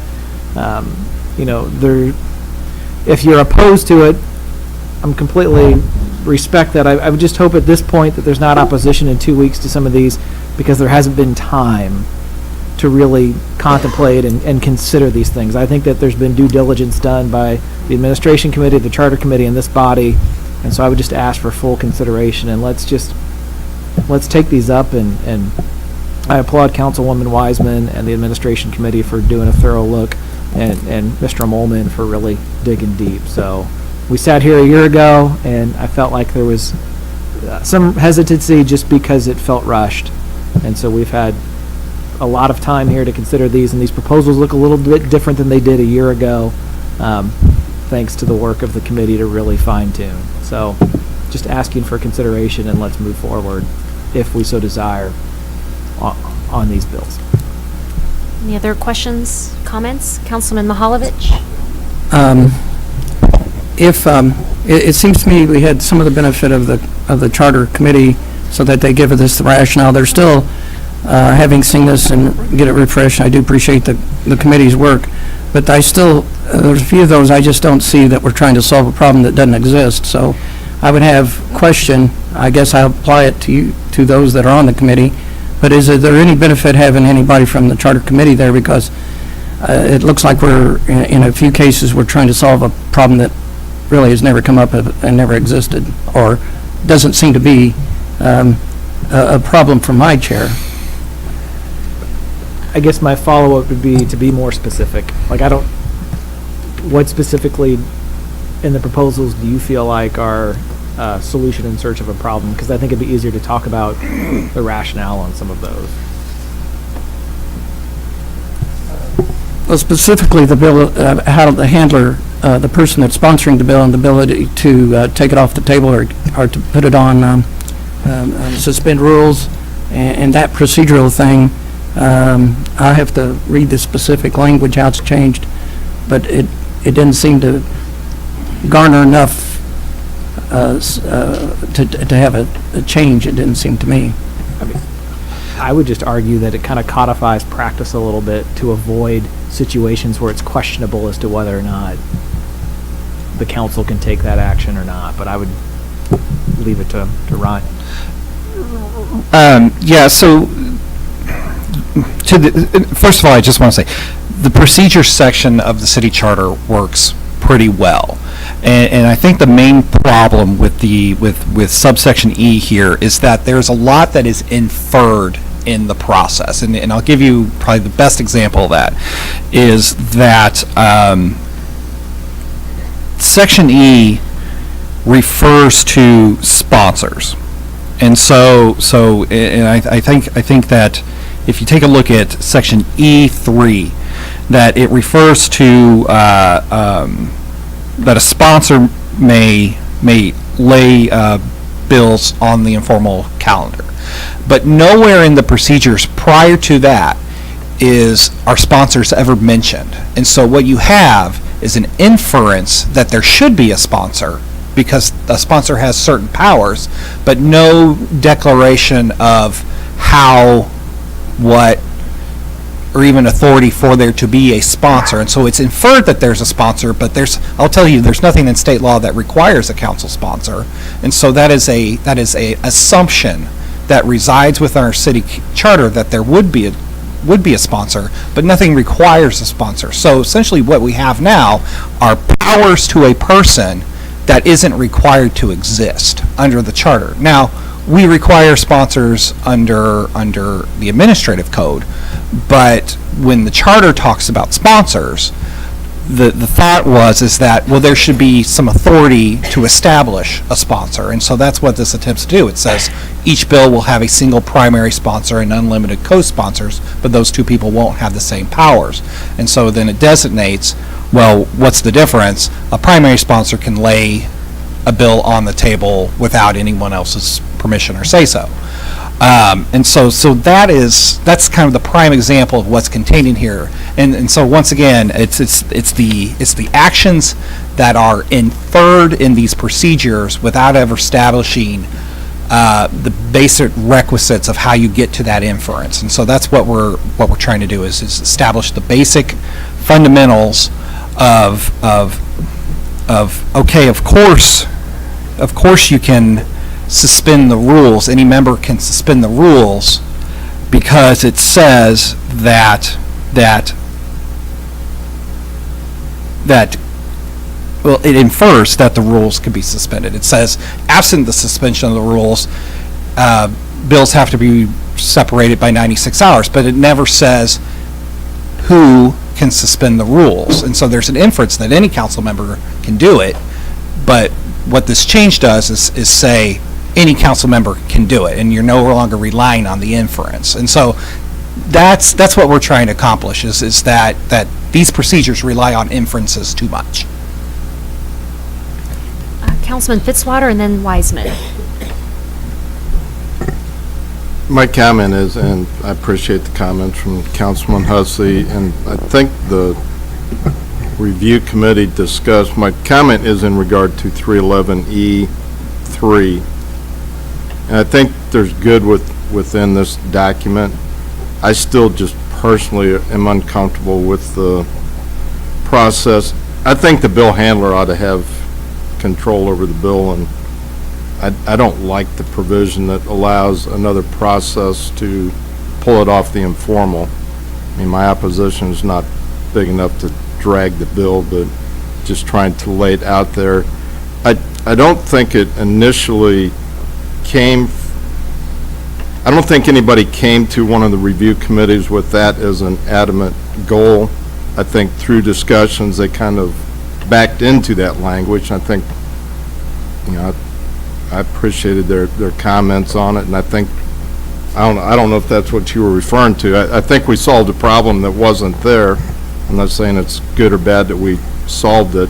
I personally don't like it, but again, I don't think it's enough to take the whole thing down, but I'm just uncomfortable with that piece of it. So I agree. I think there's a couple of things in there. And again, I think that the review committee come up with this language. Finally, I'm not sure how it got on the discussion table. So context would be there was charter amendments 2 years ago, one of which was related to the Fireman's Pension Fund that Councilwoman Wiseman was the bill sponsor. She asked for it to be on the informal. I believe a motion might have been made by Councilman Mihalovich to actually take it off the informal and was recognized and approved by this council. And so the practice was the council could, by a majority vote, take any bill off the informal calendar against the wishes of the bill sponsor. That caught the attention of members of the Charter Review Committee who had served on this council previously or served as mayor previously to say, well, that wasn't quite the practice back in our day. Well, nothing had changed in the written document about how, this section hadn't been amended. It was just an interpretation, I believe, of that section and a practice 25, 30 years prior on the council. And so it caught the attention of the chair of that committee, Mr. Heckenberg, who had served, Ms. McDowell, who had served, to say, well, that could have never happened back in our day type mindset. And so I think we backed into that as a topic based on the actions of this council related to that particular amendment to the bill before us at that particular time. And I would say that if we made no change to this section, my assumption would be that Mr. Molman here would recognize that his interpretation would say that the council does have the authority to take a bill off the informal calendar by a majority vote of this body. It's actually been codified into the administrative code, so that is the correct interpretation under both the charter and the administrative code. Councilwoman Wiseman? So our issue with not clearing up some of these inferences is just that, and if council is okay with this is fine, vote no. But the issue with not clearing up some of these inferences is, let's pretend our counselor over there decides to resign tomorrow and we get a new counselor in 2 weeks. Our new counselor can advise us of absolutely different procedures that maybe we don't like, and we are essentially bound by them because that's what they're telling us. And so by codifying these and putting this into writing, what we've been doing, if Councilor Molman does not, if he resigns tomorrow and 2 weeks from now we get a new counselor, he has to go by everything that the public has voted on. He has to, everything that's been codified, he has to abide by. He doesn't have a choice. And 10 people who get elected in 2 years also have to go by that charter. They don't have a choice, so things can't change. And so I think it's what your preference is. Is it okay if it changes, or do you want it to stay the same? Councilman Hesse? I guess I would add that, to address your point then, Councilman Fitzwater, would be to do the opposite in the language. That in the absence of a prohibition of that activity, I think the interpretation would be that a majority vote of the council is authorized to take a vote and take said action on, unless it's prohibited from doing so or requires a higher threshold to take said action. If you got 6 votes, then that can certainly happen. But I know that we ran down the rabbit hole then of, well, what if the budget needs to be passed and the budget sponsor is not at that meeting, or if there's you can find a lot of scenarios where if we, tied the hands of the council to take something off the informal when action needed to be taken, or potentially in a very challenging situation, and that by codifying that ability, maybe that's a positive step. But I see Councilman Hensley's got his hand up, so. Councilman Hensley? Yeah, I recognize that this conversation started before I joined the council almost 2 years ago. But if the problem to be solved is something dying due to the absence of the sponsor, maybe we can tailor the language a little bit more to solve for the problem without opening up a whole new problem. Maybe something along the lines of requiring the absence, and in the case of the absence, but with the consent communicated somehow, maybe to the clerk in writing. Just then maybe the majority of the council could bring it up. Maybe that's a way to get at the problem without causing bigger issues. But I recognize I haven't been here for the entire discussion. Any further discussion on the bill? No?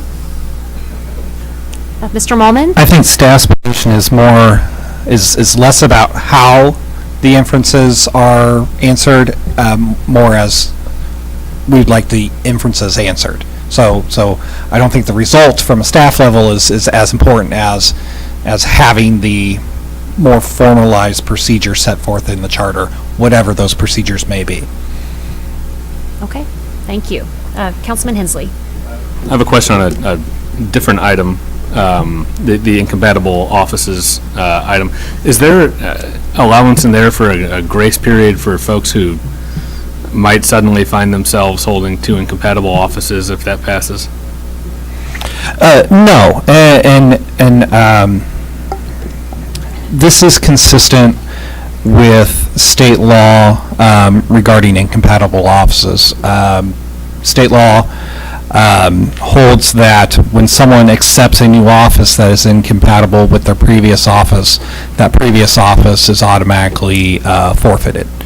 And so, I'm sorry, and just to be clear in case I wasn't, someone who right now holds 2 offices, who upon the effective date of this passing would suddenly find themselves holding incompatible offices. Correct, and so the answer is a little complicated. The other charter changes that are in the bills pending include a grandfathering clause, which essentially says if for whatever reason changes in the charter cause a person to no longer have the qualifications of the office, that does not kick them out automatically. They can serve out the remainder of the term. So those are actually in a different charter change. So, but I would give you the scenario if those charter provisions did not pass and these did. For example, I believe that case law would demand that they be able to serve out that term. And so either way, I think they would be either protected by the express language of the charter or by case law that essentially says you cannot cut off the term of a public office absent the destruction of that office. You can't cut off someone and say you're no longer in this office unless you just get rid of the office completely, which we are not contemplating at all. So I think it's a double protection. So they'd be able, I guess, to continue serving out whichever of their terms had the least remaining time, and then when they got to the end of that term, decide really which office they wanted to hold? So this only governs city elected offices. So this would have no bearing on their other office. And so if someone were to, fill out the remainder of their term, and then on the day after their term expires, they're still holding that other government office, they would no longer be eligible to hold that office. Okay. They're allowed, if I may, they're allowed to complete the term of office that this considers city official, park board member. Once somebody's park board term expires, they can't be reappointed if they're holding an incompatible office. That's what you're trying to get to. And just for that one term, right? Let's say they're finishing their first or second term, or currently serving their first or second term, they get to the end of that, they would not be allowed to run, or to be appointed for a subsequent term. That's correct. Okay, thank you. Great, thank you. Any other questions? Okay, good discussion there. 2019-94. An ordinance of the City of Jefferson, Missouri authorizing the mayor and city clerk to execute a $1,033,710 agreement with Capital Paving and Construction, LLC for the Missouri Riverbank Stabilization Project. Mr. Marash. Thank you. And as you'll notice, we also have a check mark there, and staff is requesting to suspend the rules and approve this tonight. We've talked about this at a Public Works and Planning Committee at least twice that I'm aware of. But the little over $1 million contract, Capital Paving, but basically have a sewer line that's being exposed by the river near Wares Creek, and this project will stabilize that, and we're trying to get that done before any spring rise in the river. And so right now we're at a favorable condition for that, and this contract would also be potentially, partly at least, covered by FEMA reimbursement, we believe. Great. Any objections to suspend the rules? Councilman Hussey? I guess I'm not objecting. I'm actually asking for a suspension of the rules. Okay. We'll make the ask, and then any objections? Seeing none, we'll take up 2019-94. Any further deliberation or discussion? Question. Councilman Mahalovich? And then Graham. Is there any assurances from the Corps that they'll fill in the wing dikes so that this won't continue to occur? Because it was good until they made the cut in the wing dike. There's a lot of difference of opinion on that, of course, and I think that discussion's carrying on up and down the river, if you probably read articles about this in the newspaper, but certainly the, we believe it's somewhat caused by that issue, but the Corps maybe has a different opinion on that. This will stabilize it permanently. These are rather large boulders. They're a special run at the quarry, so we consider it a permanent solution. Councilman Graham? I just had a question. TEB Civil, Inc., is that a new company?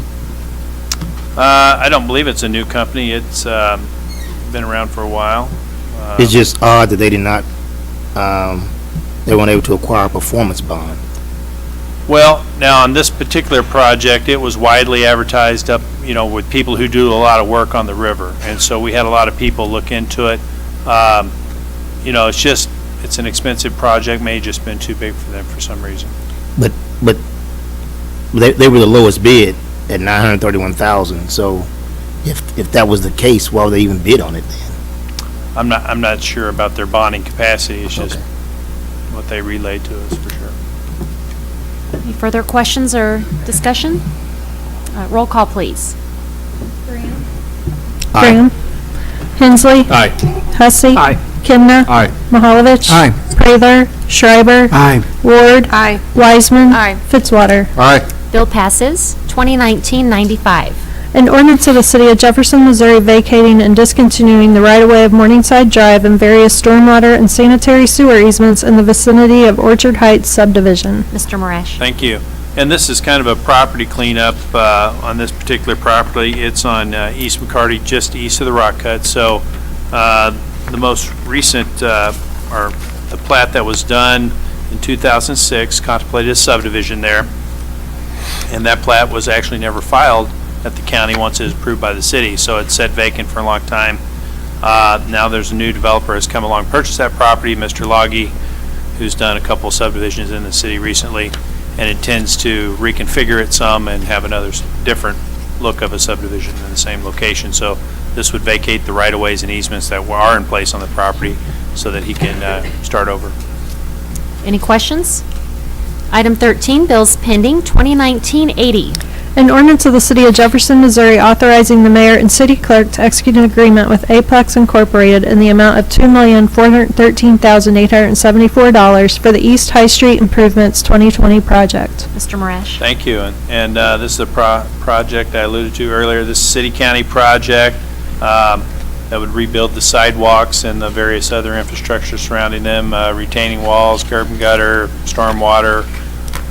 There's also a sanitary sewer component. They're often joint in contracts so they can get some economy of scale here. So I believe there's actually a considerable amount of sanitary sewer work on this, approaching almost $500,000 of it. But again, city-county project. We just talked about the agreement to split the cost with the county, and this was in our long been discussed by the groups. Thank you. Councilman Mahalovich.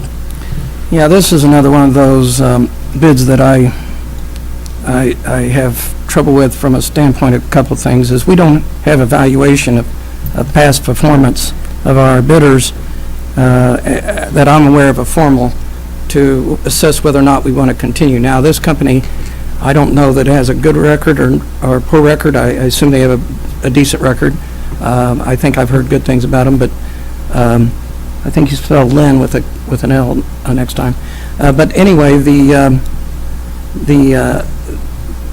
we just heard from another presentation about EAP services, and we gave them a favorable evaluation as a past performance, but we don't really use that to give us judgment on whether or not to accept a bid or not. I've not talked to any of these companies, but I certainly think that there's something to be valued by a all things being equal bid, where if a company can, and I don't want to chill outside competition, but if a company can prove that they have employees in our city and county, community, if they can prove that they're paying property tax, they have personnel. This company happens to be, Apex has $0 that they spend on personal property or tax, but Schneider's spent $86,000 last year, and Stockman Schneider's paid $22,000 and Stockman paid $14,000. That's every year. And so it doesn't take long to equalize these bids. So I would like to accept the second bid from Don Schneider's. And I'm going to put that in the form of a motion. I'd move that we move that contract to Don Schneider's Construction. Is there a second? I'll second. Any further discussion?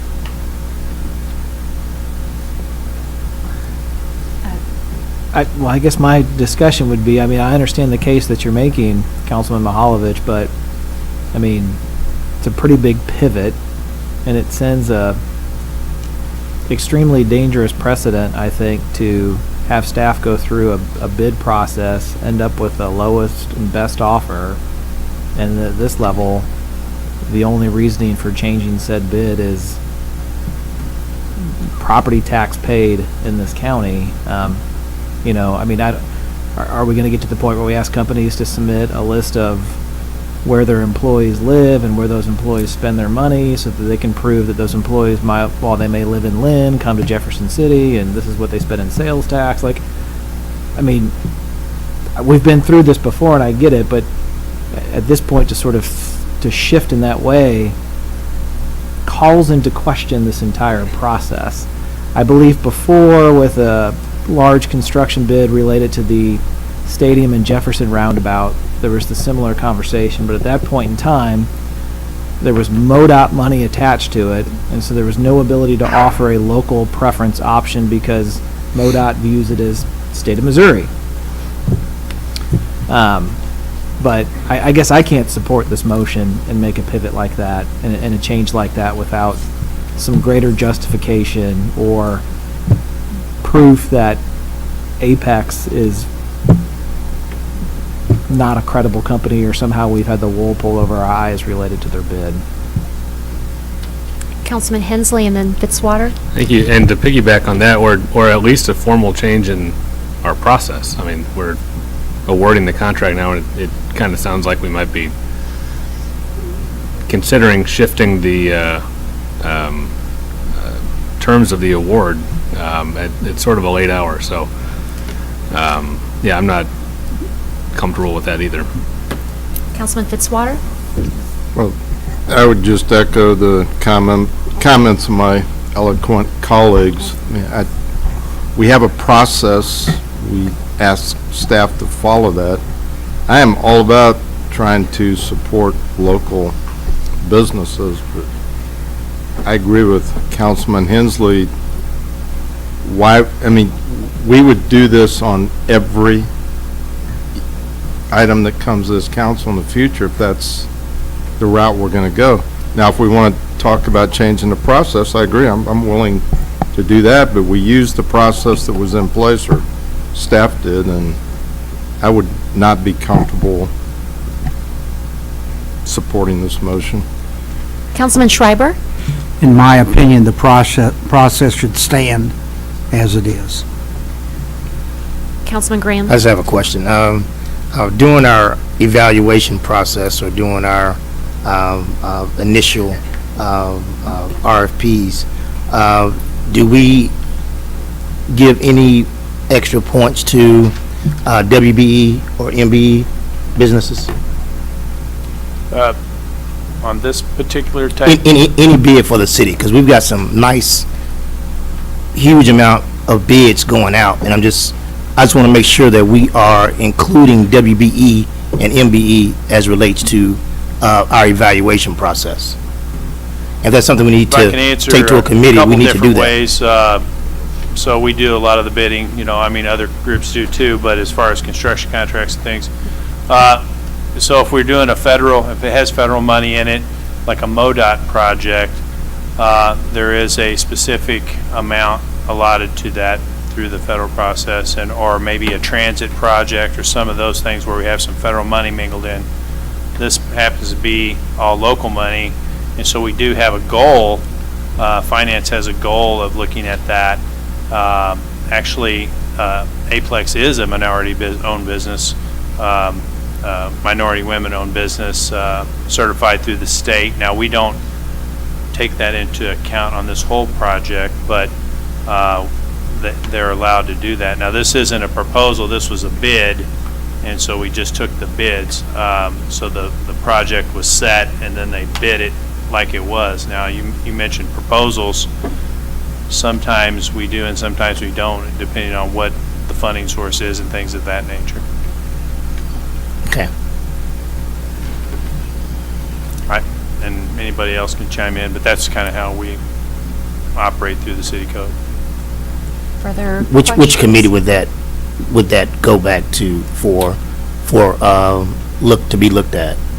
That's the which. Well, that's a finance purchasing code, I guess, so. Okay. Maybe we can we'll get a formal answer Okay. on that, but I know All they right. do the reach out, so. Okay, thank you. Any further questions or discussion? So at this time, we'll have roll call on the motion. To Councilman accept, Mahalovich. she- Yes. Do you have it there? You want to recap that? This is the motion to accept the bid award of Schneider's Excavating. Okay. Roll call, please. Hensley? Nay. Hussey? Nay. Kimna? No. Mahalovich? Prather? Schreiber? Ward? No. Wiseman? No. Fitzwater? No. Graham? No. Motion fails. Motion fails, so now we'll take up 2019-80. Is that right? Okay. Any further discussion on 2019-80? Which was the original bill. Okay, roll call, please. Hussey? Aye. Kimna? Aye. Mahalovich? Aye. Prather? Schreiber? Aye. Ward? Aye. Wiseman? Aye. Fitzwater? Aye. Graham? Aye. Hensley? Aye. Bill passes. 2019-81. An ordinance authorizing the mayor and city clerk to execute an agreement with Burns & McDonnell for the purpose of designing the replacement of various lighting fixtures for the Jefferson City Memorial Airport. Mr. Marash? Thank you, and just as the clerk indicated, this is a engineering agreement to redesign the lighting at the airport damaged during the flood, and we'd be happy to answer any questions. Any questions or comments? Roll call, please. Kimna? Aye. Mahalovich? Aye. Prather? Schreiber? Aye. Ward? Aye. Wiseman? Aye. Fitzwater? Aye. Graham? Aye. Hensley? Aye. Hussey? Aye. Bill passes. 2019-82. An ordinance of the City of Jefferson, Missouri amending Chapter 8, Buildings and Building Regulations, Article 5, Property Maintenance pertaining to heat supply. Mr. Sanders? Thank you, Madam Mayor. This bill addresses an oversight that occurred during the adoption of the 2015 International Property Maintenance Code. There are regional differences where they basically have blanks that you fill in. In this one, we did not address the blanks. We basically, for a heat supply, are going to require or recommending that it is provided between September 1 and June 1 throughout the year. And I'd like to clarify my response to Councilman Prather at the last meeting when he asked about would landlords have to pay for this and whatnot. The property code already requires functioning heating during certain times of the year, and that is the responsibility of however the lease agreement is in terms of does the renter pay for the gas or the electricity. The property owner has to maintain that. This heat supply is more of a sort of a central system. I think of it as if I lived in a fourplex with a boiler and have a radiator or some sort of thermostat. The landlord is responsible for making sure that boiler is working and functioning and I'm able to use it at that time. So I just want to clarify that this is not requiring property owners to actually pay for and turn the heat on just to provide functioning heat, or in this case, have the heat working where they can turn it on. I'd be glad to answer any questions or go into that further. Councilman Hensley? Thanks. And similarly, it doesn't require that the dwelling actually have at all times a temperature of 68 degrees or above, particularly if the tenant does not wish for the temperature in the home to be 68 degrees. Simply that the equipment that is provided is capable and functioning in order to provide at least 68 degrees internal temperature. Is that right? Correct. Great, thanks. Any further questions or discussion? Roll call, please. Mahalovich? Aye. Prather? Schreiber? Aye. Ward? Aye. Wiseman? Aye. Fitzwater? Aye. Graham? Aye. Hensley? Aye. Hussey? Aye. Kimna? Aye. Bill passes. 2019-83. An ordinance of the City of Jefferson, Missouri approving an amended and restated charter of the City of Jefferson and submit such charter to a vote of the citizens of the City of Jefferson. Mr. Mulman? Thank you. This bill would submit to the voters of Jefferson City a change to the various provisions of the city charter. These provisions mostly came to the City Council as a result of the Charter Review Advisory Committee.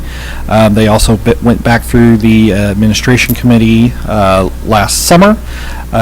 Changes included within this ordinance include using gender-neutral language throughout the charter, eliminating references to dates that are no longer effective, changing the dates on which candidate qualifications are measured from the election date to the date of filing, and then capitalizing the word city throughout the document when referring to the city of Jefferson itself.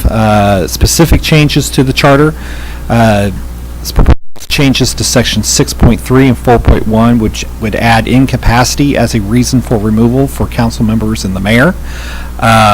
Changes to section 4.1C, which specifies that the mayor may not hold any other city office or employment within the city. This is the same prohibition that currently relates to council members. Section 4.1D relates to removal of the mayor. The language would mirror the reasons for removal of the mayor as the same as those applicable to council members, except that it would take a 4/5 vote of the council to remove the mayor. Section 4.4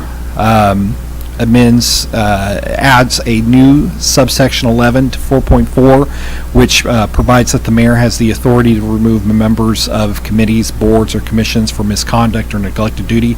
This is essentially taking authority that is scattered throughout city code and centralizing it in one place as it relates to the mayor's authority to remove committee and commission members. Amendments to section 5.1 clarifies that the city administrator's entire compensation and not just salary is approved by the mayor and a majority of the council or 2/3 majority vote of the council. Sections 5.2 are clarifications to duties of the city administrator. Amendments to section 6.5 would change the title of the city councilor to the city attorney. Changes to section 12.9 would simplify how time is calculated within the charter.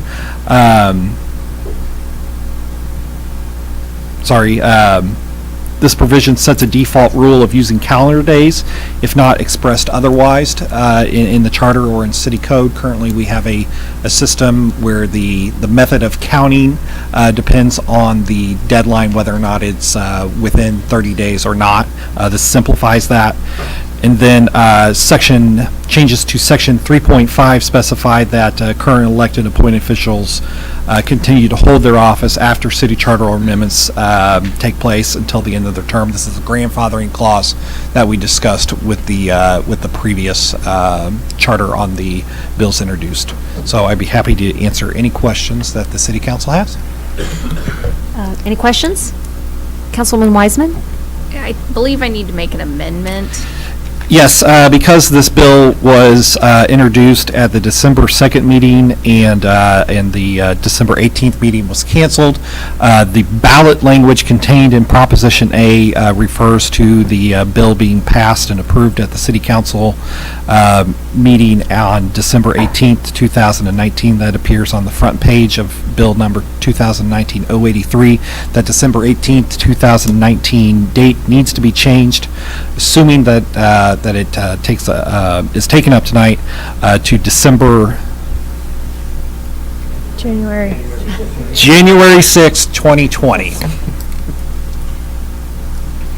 So, is there a second? Second. Any further discussion? All in favor say aye. Aye. And now we're going to take up the bill as amended. Yes. Any other discussion on the bill? Seeing none, roll call please. Prather, Schreiber. Aye. Ward. Aye. Wiseman. Aye. Fitzwater. Aye. Graham. Aye. Hensley. Aye. Hussey. Aye. Kimna. Aye. Mahalovich.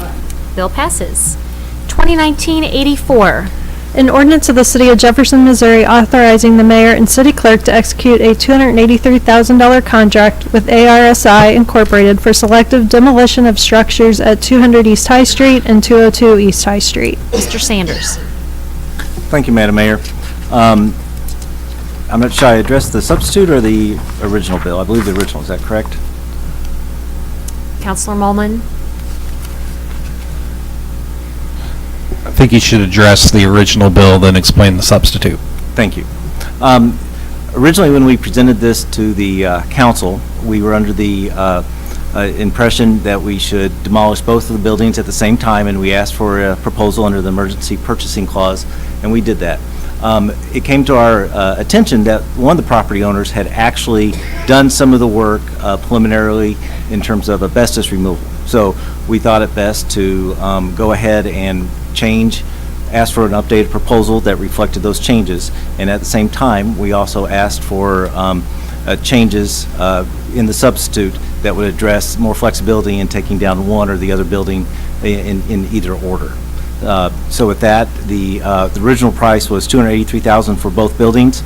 The substitute, the cost would be $268,000, and also allow us flexibility in taking one building down or the other in whichever order it happens to be.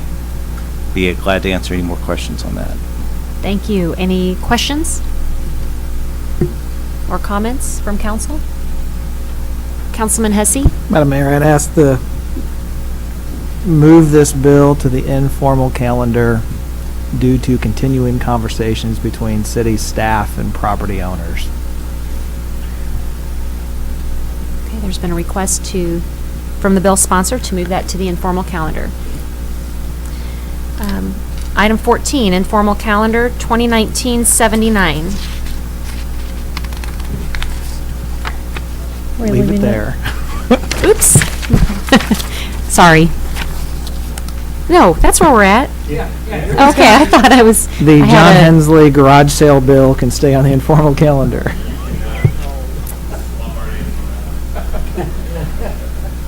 Do you want to leave it? I don't know that I could. Or it's your bill. I'm sorry, it's Hussey's. I don't know if I can muster a majority of the council.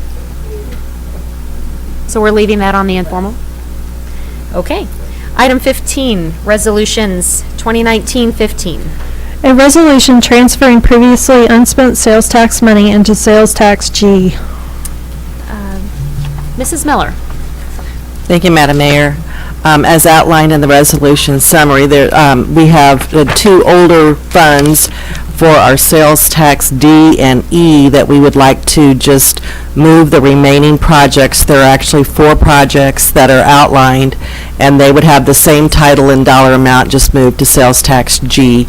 There is some residual, some interest earned in the sales tax D and E that would then be moved to the contingency line of sales tax G, and that's in round numbers about $60,000. Thank you, Ms. Miller. Any questions? And do we have a motion to approve? So moved. Second. Any further discussion? Roll call, please. Schreiber. Aye. Ward. Aye. Wiseman. Aye. Fitzwater. Aye. Graham. Aye. Hensley. Hussey. Aye. Kimna. Aye. Mahalovich. Aye. Prather. Resolution passes. 2019-16. A resolution of the City of Jefferson, Missouri adopting policies and procedures for the 2020 Community Development Block Grant Program. Mr. Sanders? Thank you, Madam Mayor. This is a required document for our annual Community Development Block Grant Program. It basically serves 2 functions. One is it documents our policies for such things as finance, administration of the program, purchasing, federal compliance, and things like that. It's also a guide for the public to have a better understanding of what programs we offer and what are the processes that we go through to administer those programs. This is a document that I would refer to as like cliff notes to the whole program that we administer under the Community Development Block Grant activity. Glad to answer any questions or go into more detail. Thank you. Any questions? Just have one. At what point will funds be available through this CBG? Yeah, we're on a weird yearly cycle. We just got our funds for this fiscal year, and we normally update, if you recall, we update the budget sort of halfway in between. So I believe we already have our 2020 funds that we can draw down right now. We are a little bit behind on drawing down funds. The tornado kind of hit us with a little bit of a whammy, so we're trying to catch up on our ratio. So we have applicants, people already starting to apply for these funds? Oh, yeah, we did, actually last year, at the end of the fiscal year, we were able to process 25 down payment assistance programs. That's one of our most popular programs, and we are processing those right now as we, currently, I've been signing off some of those, and Steve's been getting them too. So Okay. our goal is 25 more of those. And we also have a construction project that Jamie's working with Public Works down along the Jackson Street area for infrastructure improvements. Thank you. Any other questions, or do we have a motion to approve? Motion to approve the resolution. Second. Any further discussion? Roll call, please. Ward. Aye. Wiseman. Aye. Fitzwater. Aye. Graham. Aye. Hensley. Hussey. Aye. Kimna. Aye. Mahalovich. Aye. Prather. Schreiber. Resolution passes. Item 16, we have no presentations. Councilman Mahalovich. I get it from the folks here with regard to the process followed and then changing things at the last moment and put you in the bad light. I didn't mean to do that in terms of not supporting local business. I know you do that, so I'm going to direct the counselor to explore bills and methods we can, doing all things equal bid. If it goes out of the Finance Committee, it comes to you, good, but it's going to be at least vetted at that level. So I would like to work with Ryan to look at an all things equal bidding process, and Margie, of course, with our new purchasing agent. So I'll be introducing that at the finance level. Thank you, Councilman. And Councilman Graham? Along those same lines, I will be also exploring the evaluation process when it comes to MBE and WBE as well, along those same lines, so. Thank you. Item 17, any council and staff discussion of presentation topics. Item 18, any new business. 19, any unfinished business. And I do want to say, I appreciate everyone's patience tonight as we had our closed session before the meeting, and appreciate the extra time that it took to have that to cover a very important topic. And with that, again, thanks for your patience. And item 20, all in favor say aye. Thank you, everyone.